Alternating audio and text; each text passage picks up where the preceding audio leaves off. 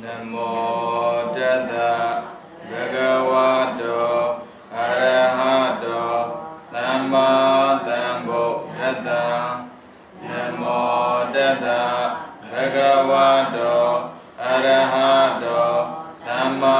Sambuddhassa Namo Tassa Bhagavato Arahato Samma Sambuddhassa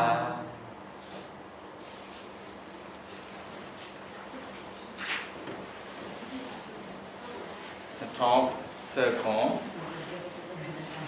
Lila Vine She Senedebo Dudime Dudia Sen Samyana Did Yama Vihara Ne Deda Yama Vihara Yamaga Yamalu Letone Pido Mimiat Dulu Letone Vihara Suraga Ne Tanda Yamajilu Ne Tanda Tomoho Mimiat De Ogo Dwe Ne Tande Ponzango Yama Viharado Boy Tudu Gobe Yama Viharado Biola Bisudane Timabe Mida Gruna Mudida Ubeka Suvido Leku Shibale I live with a Maframazo Yomaga Mida I'm a Mida Go was in a Jimas Mida Wabo Mida Wabo Ma Adi Kamiga Yogi Bogoye Prekane Senchin Musuvido Napa Adi Kamiga Adi Sudaga Asa Sombora Kamaga Allo Ikaga Shide as a Pramazo Lome Pogogo Adi Kamika Luatone as Adi Kamika Mozano Mitago Guaro Mesuyin Pramazo Guadu and Mita Guadube Pavilo Malesoro Pramazo Nilan to be there Mita Guame Pogo Diauha Pali Bodago Shea Mene Pali Boda Sura Divida Pimabo Horamana a Lodrigo Piao Lotara Daga Poliboda Chibo Pliboda Amega 7 Jatara Muri Lede Yatara Muri Tadego Ajin Loba Pido Seya Sima Kamtango Thin Ubade Midalebe Kamtan Lizard Hega Kamtan to Coop Shitao Pido Sonsa Bide now that Son Si Yimugo Pe Pia Bade Miamia Mesa Edura Asa thought Miala be suing Luriga Tina being hit that day. Being la be saying Major Night Mina be suing Mida Wallo Mayaro Raja Son Si Yimugo Pe Pia Bade The Galumia Sa Mida Miadwa be suing Land shall be at it. Tia time a bogo, Mida Bombe Bogo Dea, Sonsara Miala be suing Gogo Tida Bono, as a Valoale suing, Landy shall be at it. Mita Damabune O, Bima, saying Yado, Chinkapare. Da Kaya Wika. Kanagone Bandavido, they say, named that Niago, Yuichebi, Toavare. Pido Gonza Kindade. Niyama, Neda de Bonzan, Nevido. Who do it think Dome Bonzan? Niyam Elubiora. Alright, Bibi Suin, Ti Doda Ardinawa, Doda yet appeared. Ne Candy Arnidanda. Thikan Jin a Jew Arnide, Adi Nakugo, Pramazo, Sinchiame. Tamita Wama Bogo de Mapimende, Logo, Loama. Nabati, Doda Yapi, Nabatne, Thikanji and Jew. Pajali Suro, Mita the Doda yet, Sanjimbe. Sanjimbe, Time Bogo Diaga, Sanjimbe Chinibu, Namlelo, Mayabuya. Dodas of the Kigo Mita and Loma Sanjine. Mita, Pida Bogo dia, Doda, Matrebo. Pida Thika, Comda Bogo dia, Doda, Matrebo. Araja, Mita Bobi Soye, Doda, Abigo, Naliare. Doda Kibi Swing, Peter Lizo, Dominata go Patiga Tambi up then Karigama. Dominata Patiga, Doda Piramis and Patiga Gentanare. ပြောတဲ့စကားလည်းကြမ်းတမ်းလာသလိုသွားတာလာတာလှုပ်ရှားတာလည်းပဲကြမ်းတမ်းလာတယ်စိတ်တွေလည်းကြမ်းတမ်းလာတယ်အဲ့ဒီကြမ်းတမ်းတာဟာဘဝကြမ်းတမ်းတတ်တယ်ဆိုတာကိုသိထားရတယ်ဒါကြောင့်မို့ smooth ပေါ့နော်တရားသက်သာညင်သာသာနဲ့ဘဝကိုသွားခြင်းနဲ့ဆိုရင်မေတ္တာထားရဖို့အတွက်ဒေါသရဲ့အပြည့်ကိုနားလည်ထားရတယ်တဲ့ပြီးတော့ခန္တီသိခံတဲ့အတွက်ဘာအကျိုးတွေရနိုင်တယ်ဆိုတာကိုလည်းပဲကိုယ်ကသိပြီးတော့ဆင်ခြင်နိုင်ရမယ်တဲ့အဲ့ဒီနှစ်ခုကိုဆင်ခြင်တာဘာကြောင့်လဲပေါ့မေတ္တာဘာဝနာနဲ့ဒေါသကိုပယ်ရတယ်ဒါထုံးစံပဲဗျမေတ္တာပွားများတဲ့ပုဂ္ဂိုလ်ဒေါသနည်းကိုနည်းတယ်ဒေါသများရင်တော့မေတ္တာနည်းတယ်လို့ပြောတာ ਨੇ တူတူပဲပြောင်းပြန်လေမေတ္တာများရင်ဒေါသနည်းတယ်ဆိုတော့ဒေါသများရင်မေတ္တာနည်းတာပါပဲအဲ့ဒါကြောင့်မေတ္တာဘာဝနာနဲ့ဒေါသကိုပယ်ရမယ်တဲ့ဒါပေမဲ့တဲ့အပြစ်မမြင်သေးတဲ့တစုံတစ်ခုသောတရားကိုပယ်ဖို့မစွမ်းနိုင်တဲ့အတွက်ဒေါသရဲ့အပြစ်ကိုတော့ဆင်ခြင်ရမှာပေါ့တဲ့မေတ္တာနဲ့ဒေါသကိုပယ်ရတာမှန်တယ်ဒါပေမဲ့မေတ္တာကံထံပွားမဲ့ပုဂ္ဂိုလ်တရားအပြစ်မမြင်သေးတဲ့တွေ့တဲ့ဘာကိုပယ်ရမှာလဲဆိုတာမသိတဲ့အတွက်ဒေါသရဲ့အပြစ်ကိုဆင်ခြင်ရတာပါတဲ့ပြီးတော့မေတ္တာဘာဝနာနဲ့သိခံခြင်းဂုဏ်ကိုနားလည်အောင်ကြိုးစားမယ်တဲ့ဒါပေမဲ့တဲ့အကျိုးကိုမသိသေးတဲ့တွေ့ဘာတရားကိုရယူဖို့ဆိုတာနားမလည်တဲ့အတွက်သိခံခြင်းရဲ့အကျိုးကိုနားလည်အောင်ဆင်ခြင်ရပါမယ်တဲ့အဲ့ဒီမှာဒေါသအပြစ်ကိုဆင်ခြင်ဖို့တာရကဒါကိုစိတ်ထဲမှာပုံဖော်ဖို့ပြောတာပါဒေါသနဲ့ပတ်သက်ပြီးအပြစ်ကိုဘယ်လိုမြင်မှလဲလို့မေးခဲ့မဲ့ဆိုရင်မြင်ပုံမြင်နည်းလေးကိုတောက်တန်တွေထဲမှာပါတဲ့စကားကိုသူကထုတ်ပြီးတော့ပြောထားတာငါရှင် provide ဒေါသဟာဖြစ်စီအပ်တော့ဒေါသလွှမ်းမိုးနှိမ့်ဆက်ပြီးစိတ်ကိုဆွဲဆောင်တဲ့ပုဂ္ဂိုလ်ဟာတော်တွေကိုလည်းပဲတတ်တဲ့ဆိုတဲ့စကားနဲ့ပတ်သက်ပြီးဒါလေးကိုဆင်ခြင်ကြည့်လိုက်တဲ့။ဘာကြောင့်လဲဆိုတော့ဒေါသဖြစ်လာပြီးဆိုရင်ဒေါသကြီးလာပြီးဆိုရင်ဒေါသမှန်မိုးထားပြီးဆိုရင်တဲ့အသက်ကိုလည်းတတ်တယ်တဲ့အသက်တတ်တဲ့ဆိုတာပါဏာတိပါဒကံကျူးလွန်တာပေါ့ဆိုလိုတာက do's right လောက်တတ်တယ်တဲ့ဒေါသဖြစ်လာပြီးဆိုရင် do's right လောက်တတ်တယ်ဆိုတာကို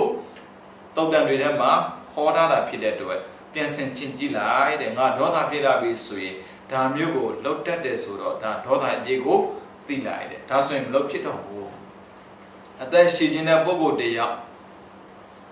တတ်တာမလောက်တော့ဘူးကျမ်းမာခြင်းတဲ့ပုဂ္ဂိုလ်တရားနှိမ့်ဆက်တာမလောက်တော့ဘူးတဲ့အဲ့ဒါဒေါသရဲ့အပြည့်ကိုဆင်ခြင်တာပြီးတော့သိခံခြင်းအကျိုးအာနိသင်ကိုဆင်ခြင်ပုံတာရကခန္တီပရမန်တဘောတိတိခနိဗ္ဗာန်ပရမန်ဝရန္တိဗုဒ္ဓဒါကမြတ်စွာဘုရားပရမဝါပါရတိမိဂဒဝမှာဝါဆိုပြီးရာဇဂျိုရောက်တဲ့ခါမှာတန်ခတန်နိပါဒတန်ခအစည်းအဝေးကြီးမှာဘုရားရှင်ကိုယ်တိုင်ဩဝါဒပေးခဲ့တဲ့စကားတစ်ခုခန္တီပရမန်တဘောတိတိခနိဗ္ဗာန်ပရမန်ဝရန္တိဗုဒ္ဓချုပ်တည်ခြင်းဆိုတဲ့အသိခံခြင်းတရားဟာအမြဲဆုံးအကျင့်တစ်ခုပါပဲတဲ့အဲ့ဒီချုပ်တည်ခြင်းဆိုတဲ့စကားကိုနားလည်ထားဖို့တော့လိုတာပေါ့သူများကကိုယ့်ကိုအပြစ်ပြောတာလေကိုယ်ချုပ်တည်နိုင်ရတယ်လိုချင်တဲ့စိတ်တွေများလာရင်လည်းပဲချုပ်တည်နိုင်ရတယ်ဒါခန္တီပဲလူတယောက်ကိုကိုယ်ကသိခံမှသိခံတယ်လို့မထင်နဲ့လိုချင်တဲ့ပစ္စည်းတစ်ခုကိုဒါဘာမှမထူပါဘူးလေဆိုတော့လိုချင်တဲ့စိတ်ကိုဖြောက်ပြီးသိခံတာလဲသိခံတာပဲအဲ့ဒါကြောင့်အမြဲဆုံးအကျင့်ပါပဲတဲ့နိဗ္ဗာန်ကိုလည်းပဲအမြဲဆုံးလို့ဘုရားရှင်ကမိတ်ဆိုတော့မူတယ်ဆိုတဲ့စကားအဲ့ဒါအကျိုးရဲ့အာနိသင်ပြောတာသိခံတဲ့အတွက်ဘာကျိုးရမှာလဲဆိုအမြဲဆုံးပုဂ္ဂိုလ်တရားဖြစ်တယ်ပြီးတော့နိဗ္ဗာန်ထိရောက်နိုင်တယ်ဒါဆိုရင်ငါသိခံလိုက်ရင်အဲ့ဒါအဖြစ်ပဲငါသိခံရင်နံပါတ်1နိဗ္ဗာန်ကိုမရောက်ဘူးဆိုရင်တောင်မှမြင်မြတ်တဲ့ပုဂ္ဂိုလ်တရားဖြစ်သွားပြီအဲ့ဒါကြောင့်သိခံတာနဲ့ပတ်သက်ပြီးဆင်ခြင်ကြည့်ပါတဲ့ပြီးတော့နံပါတ်2ရလာမယ့်အကျိုးကနိဗ္ဗာန်ထိကိုရောက်သွားနိုင်တယ်တရားထိုင်တဲ့ပုဂ္ဂိုလ်တွေကိုဆိုရင်ဆရာတော်တွေကဆုံးမလေးရှိပါတယ် တခြားချိန်မှာသိမခံနေပါကွာတဲ့တရားထိုင်တဲ့ချိန်မှာသိခံပါတဲ့သိခံခြင်းဟာနိဗ္ဗာန်ကိုအလွယ်တကူရစေတယ်တဲ့စဉ်းစားကြည့်ပေါ့မေတ္တာနဲ့ပတ်သက်ပြီးအများကိုပွားမယ်လို့ထင်ထားတဲ့ပုံကိုယ်တွေအဲ့ဒီချိန်မှာခံတည်သိခံတဲ့ပုံကဒါလည်းကိုရှော့တာပဲဒေါသကြည့်တဲ့ပုံကိုယ်တွေမေတ္တာနဲ့တဲ့ပုံကိုယ်တွေကအကောင်းကိုရပိုင်ခွင့်မရှိဘူးတရားထိုင်ပြီးဆိုပိုသိတာပါတယ်ဗျာ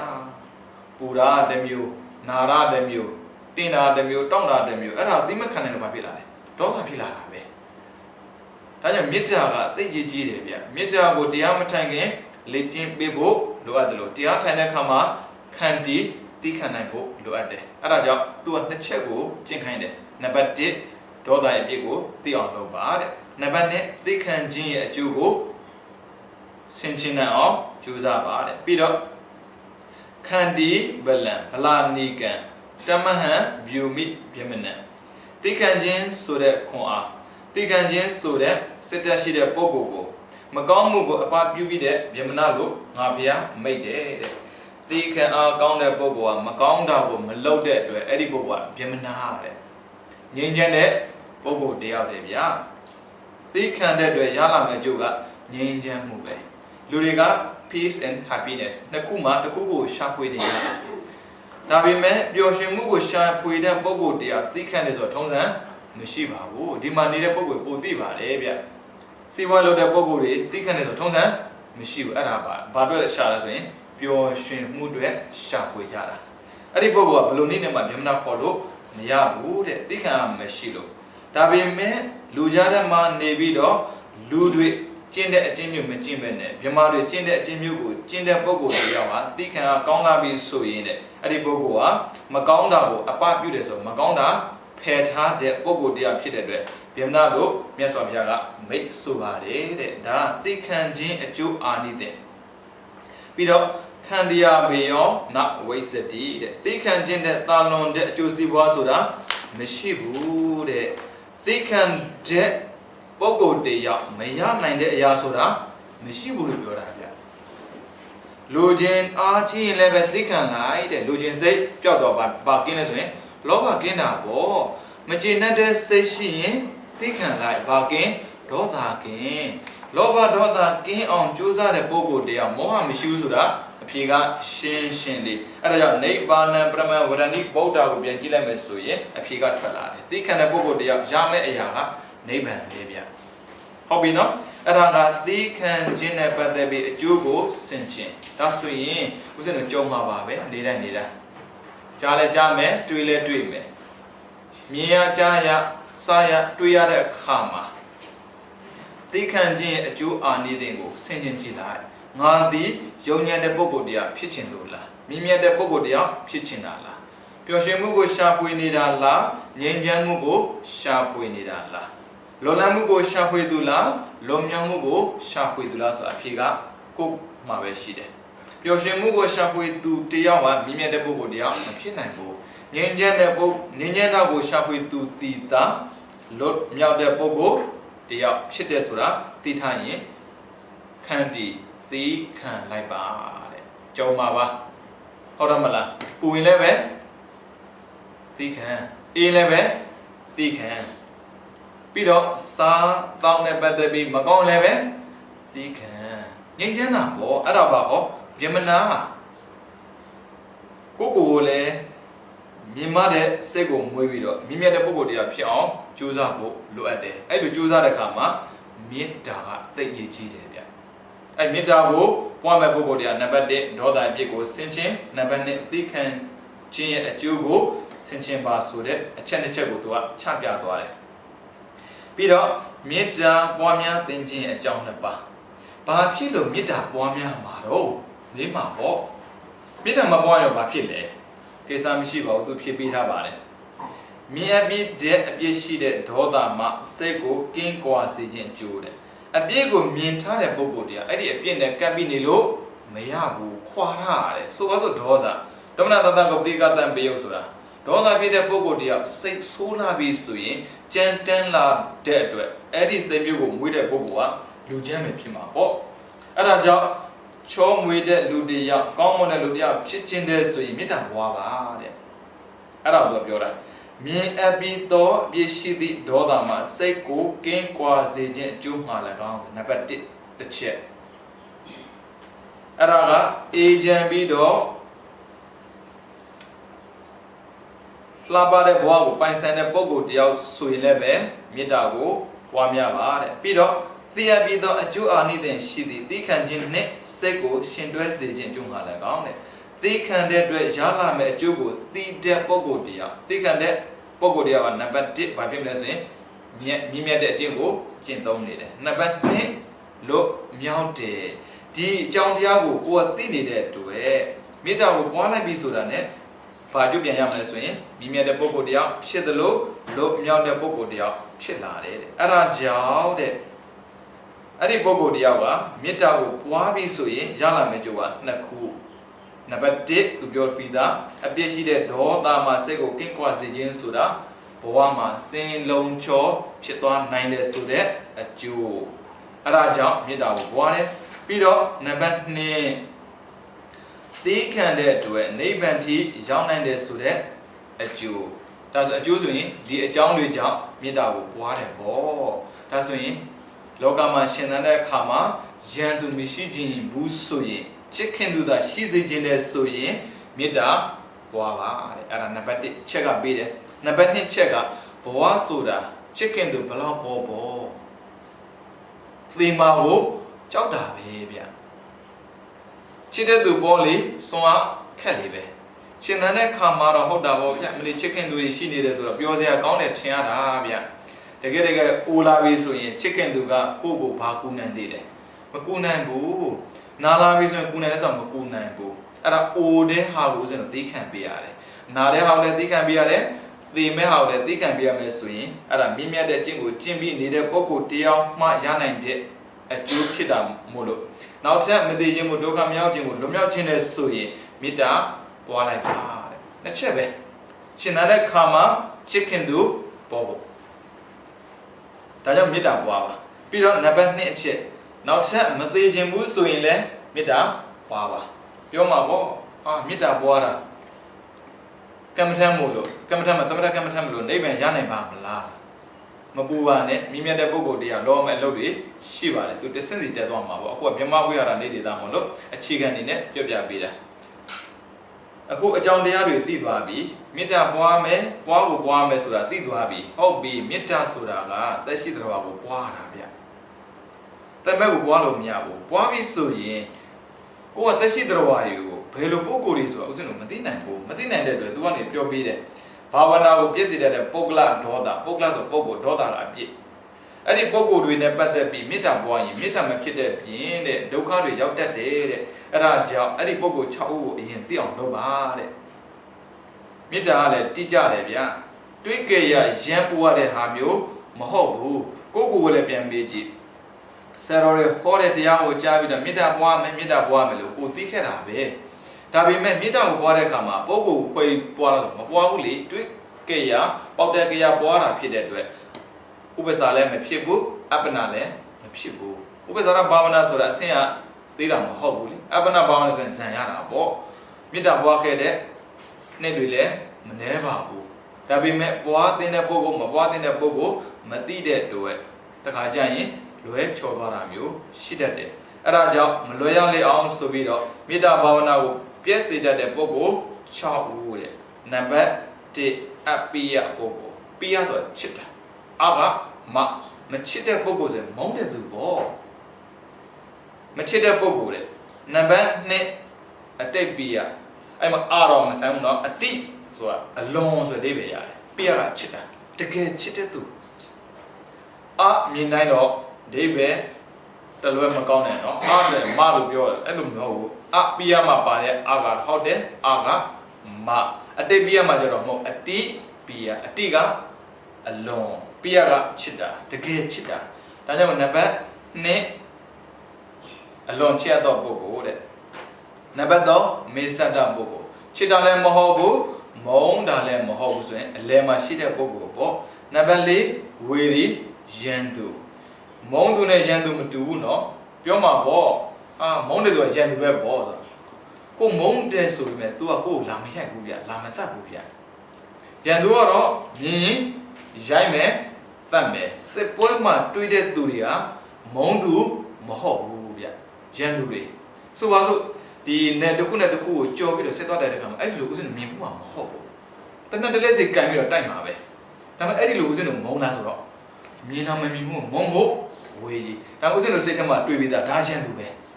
ဘာဖြစ်လို့လဲအော်ဒုက္ခပေးမဲ့ပုဂ္ဂိုလ်ငါနိုင်ငံကျူးကျော်မဲ့ပုဂ္ဂိုလ်ပေါ့အဲ့ဒါမုန်းသူလားမဟုတ်ဘူးအဲ့ဒါရန်သူမုန်းသူနဲ့ရန်သူကမတူဘူးဒါဆိုမုန်းသူကအနိကရန်သူကအဝေးကိုနောက်မှာရှိတဲ့သူတွေကကိုရန်သူမဟုတ်ဘူးဗျဘယ်သူဖြစ်နိုင်လဲဆိုတော့ကိုကိုကြည့်ပေါ့အပိယဖြစ်မလားအတပိယဖြစ်မလားပေါ့မစ္စဒတ်လက်ရှိတယ်ဆိုပါစို့ဦးဇင်းတို့အမဒီဘက်သွားမှတ်တယ်မှာပဲရက်မစ္စဒတ်ပုံကိုယ်တွေများတွေ့တယ်ကိုနဲ့လည်းမသိဘူးသူကလည်းကိုမသိဘူးခေါင်းထဲမှာလည်း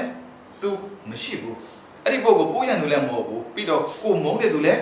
မဟုတ်ဘူးချစ်သူလည်းမဟုတ်ဘူးအဲ့ဆိုဘယ်သူလဲဆိုရင်မစ္စဒတ်အဲ့ဒီပုံကိုတိုင်းပြီးတော့မေတ္တာမပေါ်ဘူးပြီးတော့နှစ်ဖက်ငါလင်္ကာဝိတဘာကလင်္ကာကလင်ဝိတဘာကပုံစံမတူတာ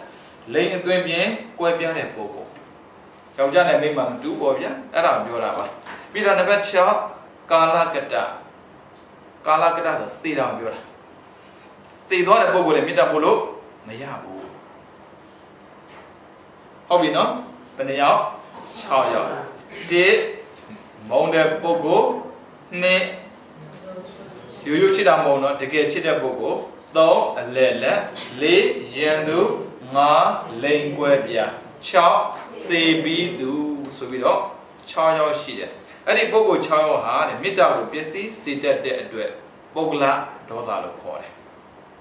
ဒေါသကအပြစ်ကျန်တဲ့တာလည်းဒေါသပဲအပြစ်လည်းဒေါသပဲအဲ့ဒီပုဂ္ဂိုလ်တွေမှာအပိယအတေပိယမေဇဒဝေရီအပိယမချစ်သူအတေပိယတကယ်ချစ်သူမေဇဒအလဲလက်ဝေရီယန်သူအဲ့ဒီပုဂ္ဂိုလ်ရှေးဥစွာမပွားရဘူးတဲ့အဲ့ဒါရှေးဥစွာလေးချစ်တာဒါအဖြစ်6ရောက်ထက်မှ तू ကဆိုပါစို့ဗျာဆောင်းမဖြည့်ခြင်းတဲ့ပုဂ္ဂိုလ်တွေရှိကောင်းရှိမှာပေါ့ပုဂ္ဂလာဒေါသ6ဦးကိုဖော်ပြပြီးတော့ဟုတ်တယ်မလားအဲ့ဒီထဲမှာမေတ္တာအရင်မပွားတဲ့ပုဂ္ဂိုလ်ဘယ်နှယောက်ရှိလဲဆိုတာရေးပြပါလို့မေးမဲ့ဆိုရင်သွားမှာဆိုလို့ရှေးဥစွာအဲ့ဒါလေးမှတ်ထားရမေတ္တာမပွားရဘူးတဲ့လင်္ကာဝိသဘကပုဂ္ဂိုလ်ကြတော့သီးသန့်ပိုင်းခြားပြီးမပွားနိုင်ဘူးလုံးဝမပွားတာမဟုတ်ဘူးသီးသန့်ပိုင်းခြားပြီးမပွားရဘူးပုဂ္ဂိုလ်6ကိုခွဲလိုက်တယ်နော်4ယောက်ကတအုပ်စုနောက်ထပ်1ယောက်လာတယ်လင်္ကာဝိသဘကပုံစံမတူတဲ့ပုဂ္ဂိုလ်ကြသီးသန့်ခွဲခြားပြီးတော့မပွားသင့်ဘူးတဲ့ပြီးတော့ကာလကတပုဂ္ဂိုလ်ဆိုဘယ်တော့မှမေတ္တာမပွားဘူးဒါဆိုရင်ပုဂ္ဂိုလ်6ယောက်ကိုဖော်ပြပြီးတော့အဲ့ဒီပုဂ္ဂိုလ်ကိုလိုက်အချင်းလေးကိုသုံးသပ်ပြပါဆိုရင်ရှေးဥစွာမေတ္တာမပွားမပုဂ္ဂိုလ်က4ယောက်ပြီးတော့သီးသန့်ပိုင်းခြားပြီးမေတ္တာမပွားသင့်တာက1ယောက်မေတ္တာလုံးဝပို့လို့မရတဲ့ပုဂ္ဂိုလ်က1ယောက်တဲ့အားလုံးစုစုပေါင်း6ယောက်ရှိတယ်အဲ့ဆိုတော့သူကအကြောင်းတော့ပြပြမှာပေါ့ဗုဒ္ဓစာပေဆိုတာအောက်ဆရာတော်ကောင်းတယ်ဗျရေးချင်းတို့ရေးခဲ့တာမဟုတ်ဘူးကဘာဦးကိုဖန်ဆင်းပြီးတော့ဘလို့ဆိုတာပုံပြောပြသလိုရေးခဲ့တာမျိုးမဟုတ်ဘူးအခုကြည့်လိုက်ဒါတွေမလုပ်ရဘူးဆိုတာဘာကြောင့်လဲဆိုတော့နောက်ထပ်အကြောင်းပြန်ပေးတယ်အပိယပုဂ္ဂိုလ်ကိုတဲ့ရှေးဥစွာမေတ္တာမပွားသင်ခြင်းအကြောင်းတဲ့မချစ်အပ်မုန်းတဲ့အပိယပုဂ္ဂိုလ်ကိုချစ်ခင်သူနေရာမှာထားပြီးမေတ္တာပွားမယ်ဆိုရင်မဖြစ်နိုင်ဘူးတဲ့ဗျဒါလည်းမှန်တယ်မဖြစ်နိုင်ဘူးလုံးဝမဖြစ်နိုင်ပင်မန်းတက်ဤဆိုတာမဖြစ်နိုင်တာပြောတာဘလို့နည်းနဲ့မှလက်ခံလို့မရဘူးတဲ့ဒါကြောင့်မို့တဲ့မုန်းတဲ့ပုဂ္ဂိုလ်ကိုပထမဆုံးမေတ္တာမပွားပါနဲ့တဲ့မုန်းတဲ့ပုဂ္ဂိုလ်ပထမဆုံးမေတ္တာပွားမှာပြင်မေတ္တာအကုန်ပြည့်တယ်အဲ့ဒီပုဂ္ဂိုလ်တယောက်ကောင်းတဲ့ဝင်လာတာနဲ့တင်ဒေါသထွက်လာပြီဆိုတော့ထပ်ဆက်ပြီးတော့မေတ္တာပွားလို့မရတော့ဘူးအဲ့ဒါကြောင့်သူ့ကိုပထမဆုံးမေတ္တာမှာပွားပါလဲဆိုရင်နောက်မှပွားပေါ့လုံးဝမပွားနဲ့သူပြောတာမဟုတ်ဘူးเนาะအဲ့ဒါလေးကိုတော့နားလည်အောင်လုံးဝမပွားနဲ့သူမပြောပထမဆုံးမပွားနဲ့လို့ပြောတာဒါဆိုရင်ပထမဆုံးမပွားသင့်တဲ့ပုဂ္ဂိုလ်ဘယ်နှယောက်4ယောက်အဲ့ဆိုရင်နောက်1ယောက်အတိတ်ပိယတဲ့တကယ်ချစ်တဲ့ပုဂ္ဂိုလ်တယောက်ကိုလည်းပဲပထမဆုံးမပွားပါနဲ့တဲ့တကယ်ချစ်တဲ့ပုဂ္ဂိုလ်တယောက်ကိုအလယ်လက်ထပ်ပြီးမေတ္တာပွားမယ်ဆိုရင်လည်းမဖြစ်နိုင်ဘူးတဲ့ဟုတ်တယ်လေကိုကတကယ်ချစ်နေတဲ့ဟာကြီးကိုသူ့ကိုအလယ်လက်ဆိုတာမေတ္တာဆိုတာအပိုလိုမရှိဘူးเนาะမုန်းသူချစ်သူမရှိဘူးကိုကချစ်နေတာလေမချစ်ပြောလို့မ မရဘူးမုန်းနေတယ်လေမမုံပြောလို့မရဘူးအဲ့ဒီချိန်နေမှာထားပြီးကိုယ်ဆက်ဆံမဲ့မေတ္တာပွားဆိုရင်ဖြစ်နိုင်မှုတယ်ဗျာအဲ့ဒါကြောင့်တကယ်ချစ်တဲ့ပုဂ္ဂိုလ်ကိုအလယ်မှာထားပြီးမေတ္တာပွားဖို့လည်းမဖြစ်နိုင်တဲ့အတွက်တဲ့အဲ့ဒီပုဂ္ဂိုလ်ကိုရှေးဥစွာမေတ္တာမပွားသင့်ပါဘူးတဲ့မှန်ပါတယ်တဲ့ကိုတကယ်ချစ်တဲ့ပုဂ္ဂိုလ်ကိုတွေးပြီးဆိုရင်အဲ့ဒီပုဂ္ဂိုလ်ကဒုက္ခလေးနည်းနည်းလေးရောက်တဲ့ဆိုလို့တဲ့အတန်ကိုကြားပြီးဆိုတာနဲ့တင်ဝမ်းနေပြီးတော့ငိုကြွေးတက်ပါတယ်တဲ့ကြုံပူးကြမှာပါဟုတ်တယ်မလားလမ်းဘေးမှာကားတိုက်ပြီးသေးတဲ့လူကိုမြင်ဝမ်းနေမှုမရှိတဲ့ပုဂ္ဂိုလ်တရားပမာမီကနေတော့ဖုံးဆက်တဲ့ခါမှာသမီးရဲ့အမေကသိနေမကောင်းဘူးသွားတော့မနဲ့တူတယ်ပြောရင်ဘလို့နေတော့ဘလို့နေတော့သိနေပြီလားမသိသေးဘူးနော်ဘေးမှာတည်တဲ့လူကြတော့တနာဖို့မဖြစ်ဘူးဝမ်းနေမှုမရှိဘူးအခုအမေဆိုတော့ဘယ်ထဲမှာပါလဲအတိတ်ပီယာတကယ်ချစ်တာဒါချစ်တဲ့လူပြောတာပေါ့လေဘာမှမထူတဲ့ပုဂ္ဂိုလ်တော့ဘာမှမထူပါဘူးဟုတ်တယ်မလားချစ်တဲ့ပုဂ္ဂိုလ်ဆိုရင်မရဘူးစဉ်းစားကြည့်ဘာဝင်လာဆိုရင်သောကဝင်လာတယ်ဒါသိသေးတာမဟုတ်ဘူးအမေကိုယ်တိုင်ပုံဆက်တာမဟုတ်ဘူးဘေးကလူတယောက်ကဖုန်းနံပါတ်ကိုကောက်ပြီးတော့နင့်အမေကဆေးရုံကိုအသေးအံရှိလို့တင်လာပြီဆိုတာနဲ့ဒီနေ့တောင်လက်မှတ်ဖြတ်မလားမသိဘူးဟုတ်တယ်မလားစဉ်းစားကြည့်အဲ့ဒီပုဂ္ဂိုလ်မျိုးဦးစင်မေတ္တာတန်ဖို့ဆိုတာမဖြစ်နိုင်ဘူးလေအဲ့ဒါကြောင့်အဲ့ဒီပုဂ္ဂိုလ်ကိုတဲ့မေတ္တာအရင်မပွားပါနဲ့တဲ့တောကဝင်လာတတ်လို့တဲ့အပိယပုဂ္ဂိုလ်ကြတော့ဒေါသဝင်လာတတ်လို့အတိပိယကြတော့မဝင်လာလဲတောကပရိဒေဝတောကပရိဒေဝဒုက္ခဒေါမနတဥပါဒောကြာဘူးမှာပေါ့ဗျပရိစ္ဆေသမပါတယ်လေဒါပေမဲ့အပိယပုဂ္ဂိုလ်ကတောကမဖြစ်ဘူးဒေါသဖြစ်တာအတေပိယကြတော့သောကပရိဒေဝဖြစ်တာမေစရာပုဂ္ဂိုလ်ကိုရှေးဥစွာမေတ္တာမပွားသင်ခြင်းကြောင့်တဲ့မချစ်မမုန်းအလယ်လတ်ဖြစ်တဲ့မေစရာပုဂ္ဂိုလ်အလေးပြုသူနေရာမှာထားပြီးမေတ္တာပွားမယ်ဆိုရင်တော်မို့ချစ်ခင်သူနေရာမှာထားပြီးမေတ္တာပွားမယ်ဆိုရင်လည်းမဖြစ်နိုင်ဘူးတဲ့သူ့ကိုယ်ကမှမသိတာမသိဘဲနဲ့အဲ့ဒီပုဂ္ဂိုလ်ချစ်တဲ့သူတယောက်နေရာမှာထားပြီးမေတ္တာပွားဖို့ကမဖြစ်ပြန်ဘူးတဲ့အဲ့ဒါကြောင့်သူတို့ကိုလည်းပဲရှေးဥစွာမေတ္တာမပွားပါနဲ့တဲ့ပြီးတော့ဝေရီယန္တုကိုယ့်ရဲ့ယန္တုဖြစ်တဲ့ဝေရီပုဂ္ဂိုလ်ကိုလည်းပဲရှေးဥစွာမေတ္တာမပွားသင့်ပါဘူးတဲ့ဘာဖြစ်လို့ဆိုတော့မေတ္တာပွားဖို့ဆင်ခြင်လိုက်တာနဲ့တပြိုင်နက်ဒေါသဖြစ်လာလို့တဲ့ယန္တုဟာဒီကောင်လေးကျူးကျော်သူပဲဒီကောင်လေးကဘာသာခြားတွေဒီကောင်တွေကကလားတွေစသည်ဖြင့်တွေးလာပြီဆိုတာနဲ့ဘလို့နီးနဲ့မှမေတ္တာပို့လို့မရဘူးကလားကယန္တုလားမုန်းသူလားတချက်လောက်မေးကြည့်အောင်ဦးဇင်းတို့ကလားရန်သူလားမုန်းသူလားကလားဆိုဦးဇင်းတို့မြင်ဘူးလားတကယ်ကလားဆိုဟာမရှိဘူးလေကတစ်ချက်တော့ထည့်ကြည့်အောင်ဦးဇင်းတို့မြန်မာနိုင်ငံသားတယောက်အနေနဲ့မေတ္တာအရင်ပို့တဲ့သလားမပို့တဲ့သလားစသည်ပဲထည့်ကြည့်အောင်ခုနက6ရောက်ရှိတယ်နော်တည်တဲ့သူလည်းမဟုတ်ဘူးနော်ပြီးတော့လိန်ခွဲပြတဲ့ပုံကတော့ဖြစ်ကောင်းဖြစ်မှာပေါ့ဗျာအဲ့ဒါကိုခဏထားလိုက်ခုနက4ရောက်လည်းဦးဇင်းတို့ကြည့်လိုက်ကလားဆိုတဲ့စကားကိုကြားတာနဲ့ဦးဇင်းတို့မချစ်တဲ့သူတွေမှာပါမလားမချစ်တဲ့သူဆိုမုန်းသူပေါ့ဘာချက်ဆိုအဲ့ဒီပုဂ္ဂိုလ်နဲ့ကိုယ်နဲ့စီးပွားရေးလဲလုပ်ခုတာမဟုတ်ဘူးပြီးတော့ तू ကလည်းကိုတချို့ပြောင်းလဲလုံးနေတာမဟုတ်ဘူးဆိုရင်အပိယပုဂ္ဂိုလ်လည်းမဟုတ်ပြန်ဘူးပြီးတော့အဲ့ဒီပုဂ္ဂိုလ်တယောက်ကကိုကျိုးကိုကြီးပွားရေးစီးပွားနဲ့ပတ်သက်ပြီးတားလို့ပေးနေတာဖြစ်တဲ့အတွက်ချစ်ခင်သူတယောက်ဖြစ်ဖို့ဆိုတာလည်းလွယ်ဘူး။ဘာကြောင့်ဆိုသူနဲ့ကိုယ်နဲ့တွဲပြီးလောက်တာမှမဟုတ်ပဲနဲ့လောက်လားမလောက်ဘူးဒါအတိတ်ပြည့်လည်းမဟုတ်ဘူး။ပြီးတော့မင်းဆက်တာဖြစ်နိုင်မဖြစ်နိုင်ဖြစ်နိုင်တယ်။ဒါဆိုဦးဇင်းတို့မုံသူထဲမှာပါလား။ဝေရီယံသူထဲမှာပါလား။ရှင်းရှင်းလေးရ။ဒါကြောင့်မုံကြပါနဲ့။ယံသူအနေနဲ့လည်းမဆက်ဆံပါနဲ့။ဘာကြောင့်ဆိုဦးဇင်းတို့ဝေရီပဲဖြစ်ဖြစ်အပိယပဲဖြစ်ဖြစ်ဘာဝမွေးပေးတာလဲ။ဒေါသဝံဝင်ပြီးတယ်ကြည့်လိုက်အဖြစ်ပေးထားတယ်ဝေရီကိုဘာကြောင့်မေတ္တာမပို့ပရမဇောမေတ္တာမပို့တင်လာလဲဆိုရင်အမျက်ဒေါသဖြစ်ပေါ်လာတတ်လို့တဲ့ဒေါသဖြစ်တတ်လို့အဲကြောင့်ဦးဇင်းတို့ကိုယ်ဘဝကိုယ်စိတ်ကိုပျက်စီးစေခြင်းတဲ့ဆိုရင်တော့ယန္တုဖြစ်တတ်မှတ်ပေါ့ကိုယ့်ရဲ့စိတ်တွေကိုမြင်မြတ်စေခြင်းတဲ့ဆိုရင်တော့ယန္တုဖြစ်မတတ်မှတ်နဲ့ဒေါသဆိုတာသူ များရန်သူမဟုတ်ဘူးဗျကိုရန်သူပဲဒေါသဘသူရန်သူမှမဟုတ်ဘူးကိုရန်သူပဲအဲကြောင့်ဦးဇင်းတို့ဗမာတွေပြင်သင့်တာပြင်ဖို့လိုအပ်ပါတယ်ဒါမေတ္တာနဲ့ပတ်သက်ပြီးတွင်ပြောနေတဲ့ပုံကိုယ်တွေဘယ်လိုပုံကိုယ်တွေဟာ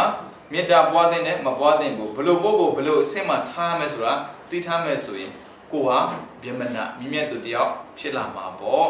ပြီးတော့လိင်္ဂဝိသဘာကပုံကိုယ်ကိုသိတဲ့ပိုင်းခြားပြီးမေတ္တာပထမဆုံးမပွားသင်ခြင်းအကြောင်းတဲ့အသွင်ကွဲပြားတဲ့ပုံကိုယ်ကိုသိတဲ့ခွဲခြားပြီးမေတ္တာပို့မဲ့ဆိုရင်တဲ့တမ်းမဲ့ဆွမ်းလန်းမှုရာဂတာဖြစ်လာတယ်တဲ့သူကထူးဆန်းတယ်နော်ခုနကဒေါသဗျဟုတ်တယ်မလားခုနကဒေါသရဲ့ပြီးတော့သောကရဲ့ပရိဒေဝရဲ့အခုကလိင်္ဂဝိသဘာကပုံကိုကြတော့ဘာဖြစ်တာလဲဆိုရင်လောဘဖြစ်တယ်ဗျာလောဘတော့ရိုးရိုးလောဘမဟုတ်ဘူးစကလုံးသူပြောင်းပြီးတယ်ရာဂတဲ့တမ်းမဲ့ဆွမ်းလန်းမှုဖြစ်တတ်လို့တဲ့ဒါဆိုရင်မေတ္တာပွားတဲ့ပုဂ္ဂိုလ်တရားမှာလောဘရှိမရှိဆိုတာအဖြစ်ရှင်းနေတယ်တရားမေတ္တာကစန့်ကျင်တဲ့အရာမှဆိုရင်ဒေါသကိုတရားစန့်ကျင်တယ်လုံးဝဒေါသမရှိဘူးဒါဆိုဒေါသလုံးဝမရှိတာလားဆိုတော့ဒေါသမရှိတဲ့အပြင်လောဘလည်းနည်းနေတယ်ကြည့်လိုက်အခုလောဘဖြစ်စေမဲ့အရာကိုအရင်မလုပ်ရဘူးပြီးတော့ခွဲခြားပြီးမလုပ်ရဘူးအဲ့ဒီမှာဥပမာလေးပေးထားတယ်အမတ်တယောက်ရဲ့သားဟာတဲ့ဆွမ်းခံကြွလာတဲ့ဘုန်းကြီးတစ်ပါးကိုရှောက်တယ်အရှင်ဖျားတဲ့ဘလို့ပုဂ္ဂိုလ်တွေကိုမေတ္တာပို့သင့်ပါတယ်လဲလို့မေးတာကိုဟောမခွဲခြားပဲနဲ့ပြောခဲ့တယ်ချစ်တဲ့ပုဂ္ဂိုလ်မေတ္တာပို့ဖို့ကွာဆိုတော့လောကမှာသူချစ်သူတယောက်တည်းရှိတာလေအဲ့ဆိုတယောက်ပဲသူမေတ္တာပို့တာအဲ့ဒါပါလေသူမိမကိုသူမေတ္တာပို့တာမိမအနီးမှာဆိုရင်ကိစ္စမရှိဘူးလေအဝေးရောက်နေတဲ့ခါမှာဆိုမေတ္တာပို့တော့ဘာပေါ်လဲဆိုတော့ရာဂပေါ်တော့အဲ့ခေတ်ကလည်းမီးမရှိနဲ့တူပါရဲ့ဗျာမီးထုံးပြီးထားမယ်ဆိုရင်တော့အဲ့တကားနိုင်ရံနဲ့ခေါင်းနဲ့တော့ဆောင်းမိမှာမဟုတ်ဘူးမီးမရှိလို့ပဲဖြစ်မှာပေါ့အမကြည့်ပါဦးတညလုံးတဲ့နိုင်ရံနဲ့ခေါင်းတိုးဝေပြီးနေရတယ်ဆိုတာထားလိုက်တိုက်လိုက်ပြီးတော့မေတ္တာပို့လိုက်ထားလိုက်တိုက်လိုက်နဲ့အဲ့ဒါတညလုံးနေတယ်ဗျာဘယ်သူပဲပို့တာလဲဆိုရင် तू မိမတယောက်ပဲပို့တာဩမေတ္တာများလေထူးဆန်းလိုက်တာမေတ္တာတယောက်တည်းပို့ရမှာလားဟုတ်တယ်မအဲ့ဒါကြောင့်လိင်္ဂဝိသဘာကပုံစံမတူတဲ့ပုဂ္ဂိုလ်တည်တံ့ခွဲခြားပြီးမပို့ပါနဲ့တဲ့ပြီးတော့ကာလကတ္တတည်သွားတဲ့ပုဂ္ဂိုလ်ဘယ်တော့မှမေတ္တာမပွားနဲ့တဲ့တည်တဲ့ပုဂ္ဂိုလ်ဘလုံးကြီးမှမရဘူးသူကဘဝပြောင်းသွားပြီလေပြောင်းတဲ့ဘဝကိုကြည့်ပြီးတော့သဗ္ဗေတ္တတရားအနေနဲ့ပို့ရရတယ်ဆိုပါစို့ဦးစင်းမှာဆိုရင်အဖိုးလည်းမရှိတော့ဘူးအဖွားလည်းမရှိတော့ဘူးသူတို့တည်သွားပြီဒါပေမဲ့ဒီဘဝမှာအဲ့အဖိုးအဖွားဦးစင်းတို့နာမည်တွေသိနေတယ်မေတ္တာပို့တဲ့အခါမှာအဲ့ဒီဖိုးဖွားကိုအာရုံပြုပြီးမေတ္တာပို့အဲ့ဒီပုဂ္ဂိုလ်တွေဘယ်တော့မှမေတ္တာမရအောင်ဘာဖြစ်လို့ဆိုတော့မရှိတော့ဘူးအခုသူဥပမာပေးထားတယ်ဇန်လည်းမရနိုင်တယ်လို့တဲ့ဥပ္ပစာရဘာဝနာလည်းမဖြစ်နိုင်ပါဘူးတဲ့ဒါကြောင့်မို့တည်တဲ့ပုဂ္ဂိုလ်ကိုမေတ္တာပို့ပါနဲ့တဲ့ရဟန်းငယ်တစ်ပါးကဆရာကိုအာရုံပြုပြီးမေတ္တာပွားနေတဲ့အခါမှာမေတ္တာလုံးဝဖြစ်မလာဘူးတဲ့အဲ့ဒါနဲ့မထေရကြီးတစ်ပါးစီကိုသွားပြီးတော့အကျိုးကြောင့်မေးတာပေါ့အရှင်ဘုရားတယောက်မေတ္တာတယောက်ဆရာကိုအကြောင်းပြုပြီးတော့မေတ္တာပို့ပါတယ်တဲ့ဘယ်လိုနည်းနဲ့မှမေတ္တာပို့လို့မရပါဘူးဘုရားတဲ့အဲ့ဒါနဲ့မထေရကပြောတယ်အေးကွယ်တဲ့အာယုံပြုခံဖြစ်တဲ့ပုဂ္ဂိုလ်ကိုပြန်ရှာကြည့်လိုက်အောင်အာယုံပြုခံဆိုတာမေတ္တာပွားခံပုဂ္ဂိုလ်ကိုရှာလိုက်အောင်ဆိုတော့အဲ့မှာစုံစမ်းကြည့်တော့သူ့ဆရာကသိသွားပြီတဲ့အခြားပုဂ္ဂိုလ်တရားကိုပြောင်းလဲပြီးမေတ္တာပို့မှာဘာဖြစ်လဲမေတ္တာဇံရတယ်အမှန်ပတ်ရောက်တယ်ဆိုတာအဲ့ဒါကြောင့်သေသွားတဲ့မိဘမေတ္တာပို့လို့မရဘူးဘယ်သူပဲဖြစ်ဖြစ်သူကသေတဲ့ပုဂ္ဂိုလ်အဲ့မှာဥပမာပေးတာဆရာဥပမာပေးတာသေပြီးသားပုဂ္ဂိုလ်တွေကမေတ္တာဘယ်လို့မှပို့လို့မရဘူးဒီဘဝမှာဒီနာမည်နဲ့ဒီပညာနဲ့ကြံခဲ့တာလေဒါမှမဟုတ်ဆိုတော့ဒီဘဝမှာရှိတဲ့ဒီပညာကိုအာရုံပြုရမေတ္တာပို့လည်းမရဘူးအဲ့ဒါကြောင့်ဘဝတစ်ခုပြောင်းသွားတဲ့ပုဂ္ဂိုလ်ဆိုရင်သဗ္ဗေတ္တသဗ္ဗေပါဏသဗ္ဗေဘုဒ္ဓသဗ္ဗေပုဂ္ဂလသဗ္ဗေအတ္တဘာဝပရိယပါဏအဲ့ဒီထဲ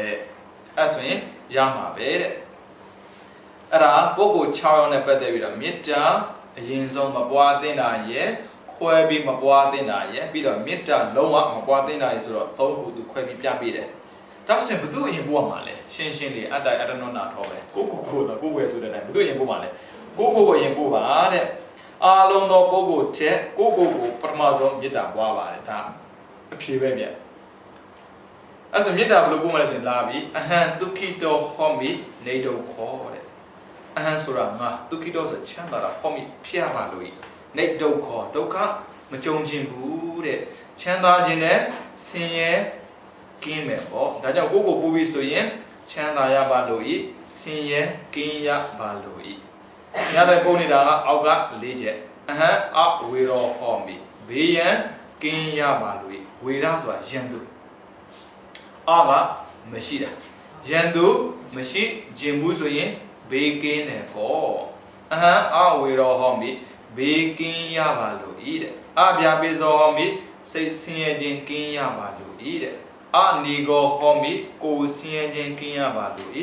ဒုက္ခိအတ္တနံပရိဟရမိချမ်းသာနဲ့ပြည့်စုံတဲ့ဖြစ်ပြီးမိမိကိုယ်ဆောင်ရွက်နိုင်ရပါလို့ဆိုတာဘဝကိုချမ်းသာစွာဖြတ်သန်းရပါလို့ပြောတာပဲအဲ့ဆိုမေတ္တာဦးဇင်းတို့အဟံဒုက္ခိတောဟောမိနေဒုက္ခအဲ့ဒါကိုဖြုတ်ချလိုက်မယ်ဆိုရင်အောက်က၄ချက်ပဲရှိတူတူပဲဖြစ်ရမေတ္တာက၄ချက်ဘေးကင်းရပါလို့စိတ်ဆင်းရဲခြင်းကင်းရပါလို့ကိုယ်ဆင်းရဲခြင်းကင်းရပါလို့ဘဝကိုချမ်းသာစွာဖြတ်သန်းရပါလို့ပေါ့အဲ့ဒါကိုမေတ္တာပထမဆုံးပို့ပါဒါဆိုရင်ဦးဇင်းတို့နည်းနည်းလေးမှတ်ထားမယ်ဓမ္မဝိရတရား၄ပါးရှိတဲ့ထဲမှာဘသူကိုအရင်ဆုံးမေတ္တာပွားတင်တယ်လဲဘသူကိုကရုဏာအရင်ဆုံးထားမှာလဲမုဒိတာအရင်ပွားမှာလဲဥပက္ခအရင်ထားမှာလဲဆိုတာနဲ့ပတ်သက်ပြီးမေးလာခဲမဲ့ဆိုရင်ဘုဒ္ဓရအနေနဲ့မှတ်ထားပေါ့မေတ္တာဆိုရင်ဘသူကိုလဲကိုကရုဏာဆိုရင်ကောဒုက္ခိတဟုတ်ပြီမုဒိတာကြတော့အတေပိယသူကိတာနဲ့မလုံတော့ဘူးသူကိတာဆိုချမ်းသာတဲ့ပုဂ္ဂိုလ်အများကြီးဟုတ်တယ်မလားအတေပိယဆိုပါလဲကိုချစ်ဆုံးပုဂ္ဂိုလ်ရေးထားလေမပေါင်းရေးလေလက်တွေကနှေးနေတာဒါမျိုးကြတော့နံပါတ်1မေတ္တာဆိုရင်ကိုအရင်ပို့ပါတဲ့နံပါတ်2ကရုဏာကြတော့ဒုက္ခိတာတဲ့မမှားစေနဲ့တော့ပို့တာလုံးဝမှားလို့မရဘူးနံပါတ်3မုဒိတာအတိတ်ပိယဆိုတာတကယ်ချစ်တဲ့သူကိုအရင်ပို့ရမှာကြီးပဲနော်ပို့တာတော့ပို့ရမှာပဲဒါပေမဲ့ပထမဆုံးရွေးချယ်ပြီးပို့ရမယ့်ပို့ဖို့ဦးဇင်းတို့ပြောတာအဲ့ဒါနံပါတ်4ကပြသိပြီးသားဖြစ်မှာပေါ့ဥပက္ခကြတော့လောက်ပါဥပက္ခကြတော့သိမှထင်တယ်မေဇတ္တချစ်လို့လည်းမရဘူးမုန်းလို့လည်းမရဘူးအဲ့ဒီပုဂ္ဂိုလ်ကိုအရင်ဆုံးပို့တဲ့ရပြီနော်4ယောက်ပါဠိတော်စကားရနဲ့မဆန့်ကျင်ပုံတဲ့သူကဘာလဲဆိုတော့ကိုရှုဆိုတာမေတ္တာပွားပါလို့ပြောလိုက်တာနဲ့တပြိုင်နက်တချို့ပုဂ္ဂိုလ်တွေကပါဠိကိုကန်ပြီးတော့လာပြောတတ်လို့သူကနှိပြမှာအဲ့မှာနံပါတ်1ယဟန်ဒီအဘယ်သို့လျင်မေတ္တာနဲ့တကွာဖြစ်သောစိတ်ဖြစ်ဆိုတာဒါရှေးမေတ္တာနဲ့ရှင်တဲ့စိတ်ကိုဖြန့်ပြီးဘယ်လိုနေမလဲဆိုတာနဲ့ပတ်သက်ဘုရားရှင်ဝိပင်းပါဠိတော်မှာဟောထားတဲ့စကားရအဲ့မှာပါတာကတရားတွေကိုမေတ္တာဖြင့်ဖြန့်ပြီးနေရမယ်လွန်မြောက်ခြင်းတဲ့ပုဂ္ဂိုလ်လွတ်လပ်ခြင်းတဲ့ပုဂ္ဂိုလ်တရားမေတ္တာနဲ့ရှင်တဲ့စိတ်ကိုဘယ်လိုထားပြီးနေရမှာလဲဆိုရင်တရားတွေကိုမေတ္တာပို့ပြီးနေပါကြည့်လိုက်တရားတွေကိုနော်ငါမဟုတ်ဘူးပထမဆုံးဒီဘက်မှာပြောတာကဝိသုဒ္ဓိမမှာပြောတာကကိုအရင်ပို့ရမယ်လို့ပြောတာအဲ့မှာဝိပင်းပါဠိတော်မှာကျတော့တရားတွေကိုအရင်ပို့လို့သူပြောတာပြီးတော့အပိုင်းခြားအကန့်အသတ်မရှိသောအဖြစ်ဖြန့်သောမေတ္တာ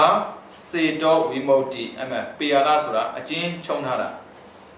ချမ်းသာနဲ့ပြည့်စုံပြီးတော့ကိုဆောင်ရွက်နိုင်ကြပါစေစသည်ဖြင့်ဟောတော်မူတဲ့ပฏิတံပိဓာမဲ့ပါဠိတော်စကားရဲ့ကိုဆောင်ရွက်နိုင်ကြပါစေဆိုရင်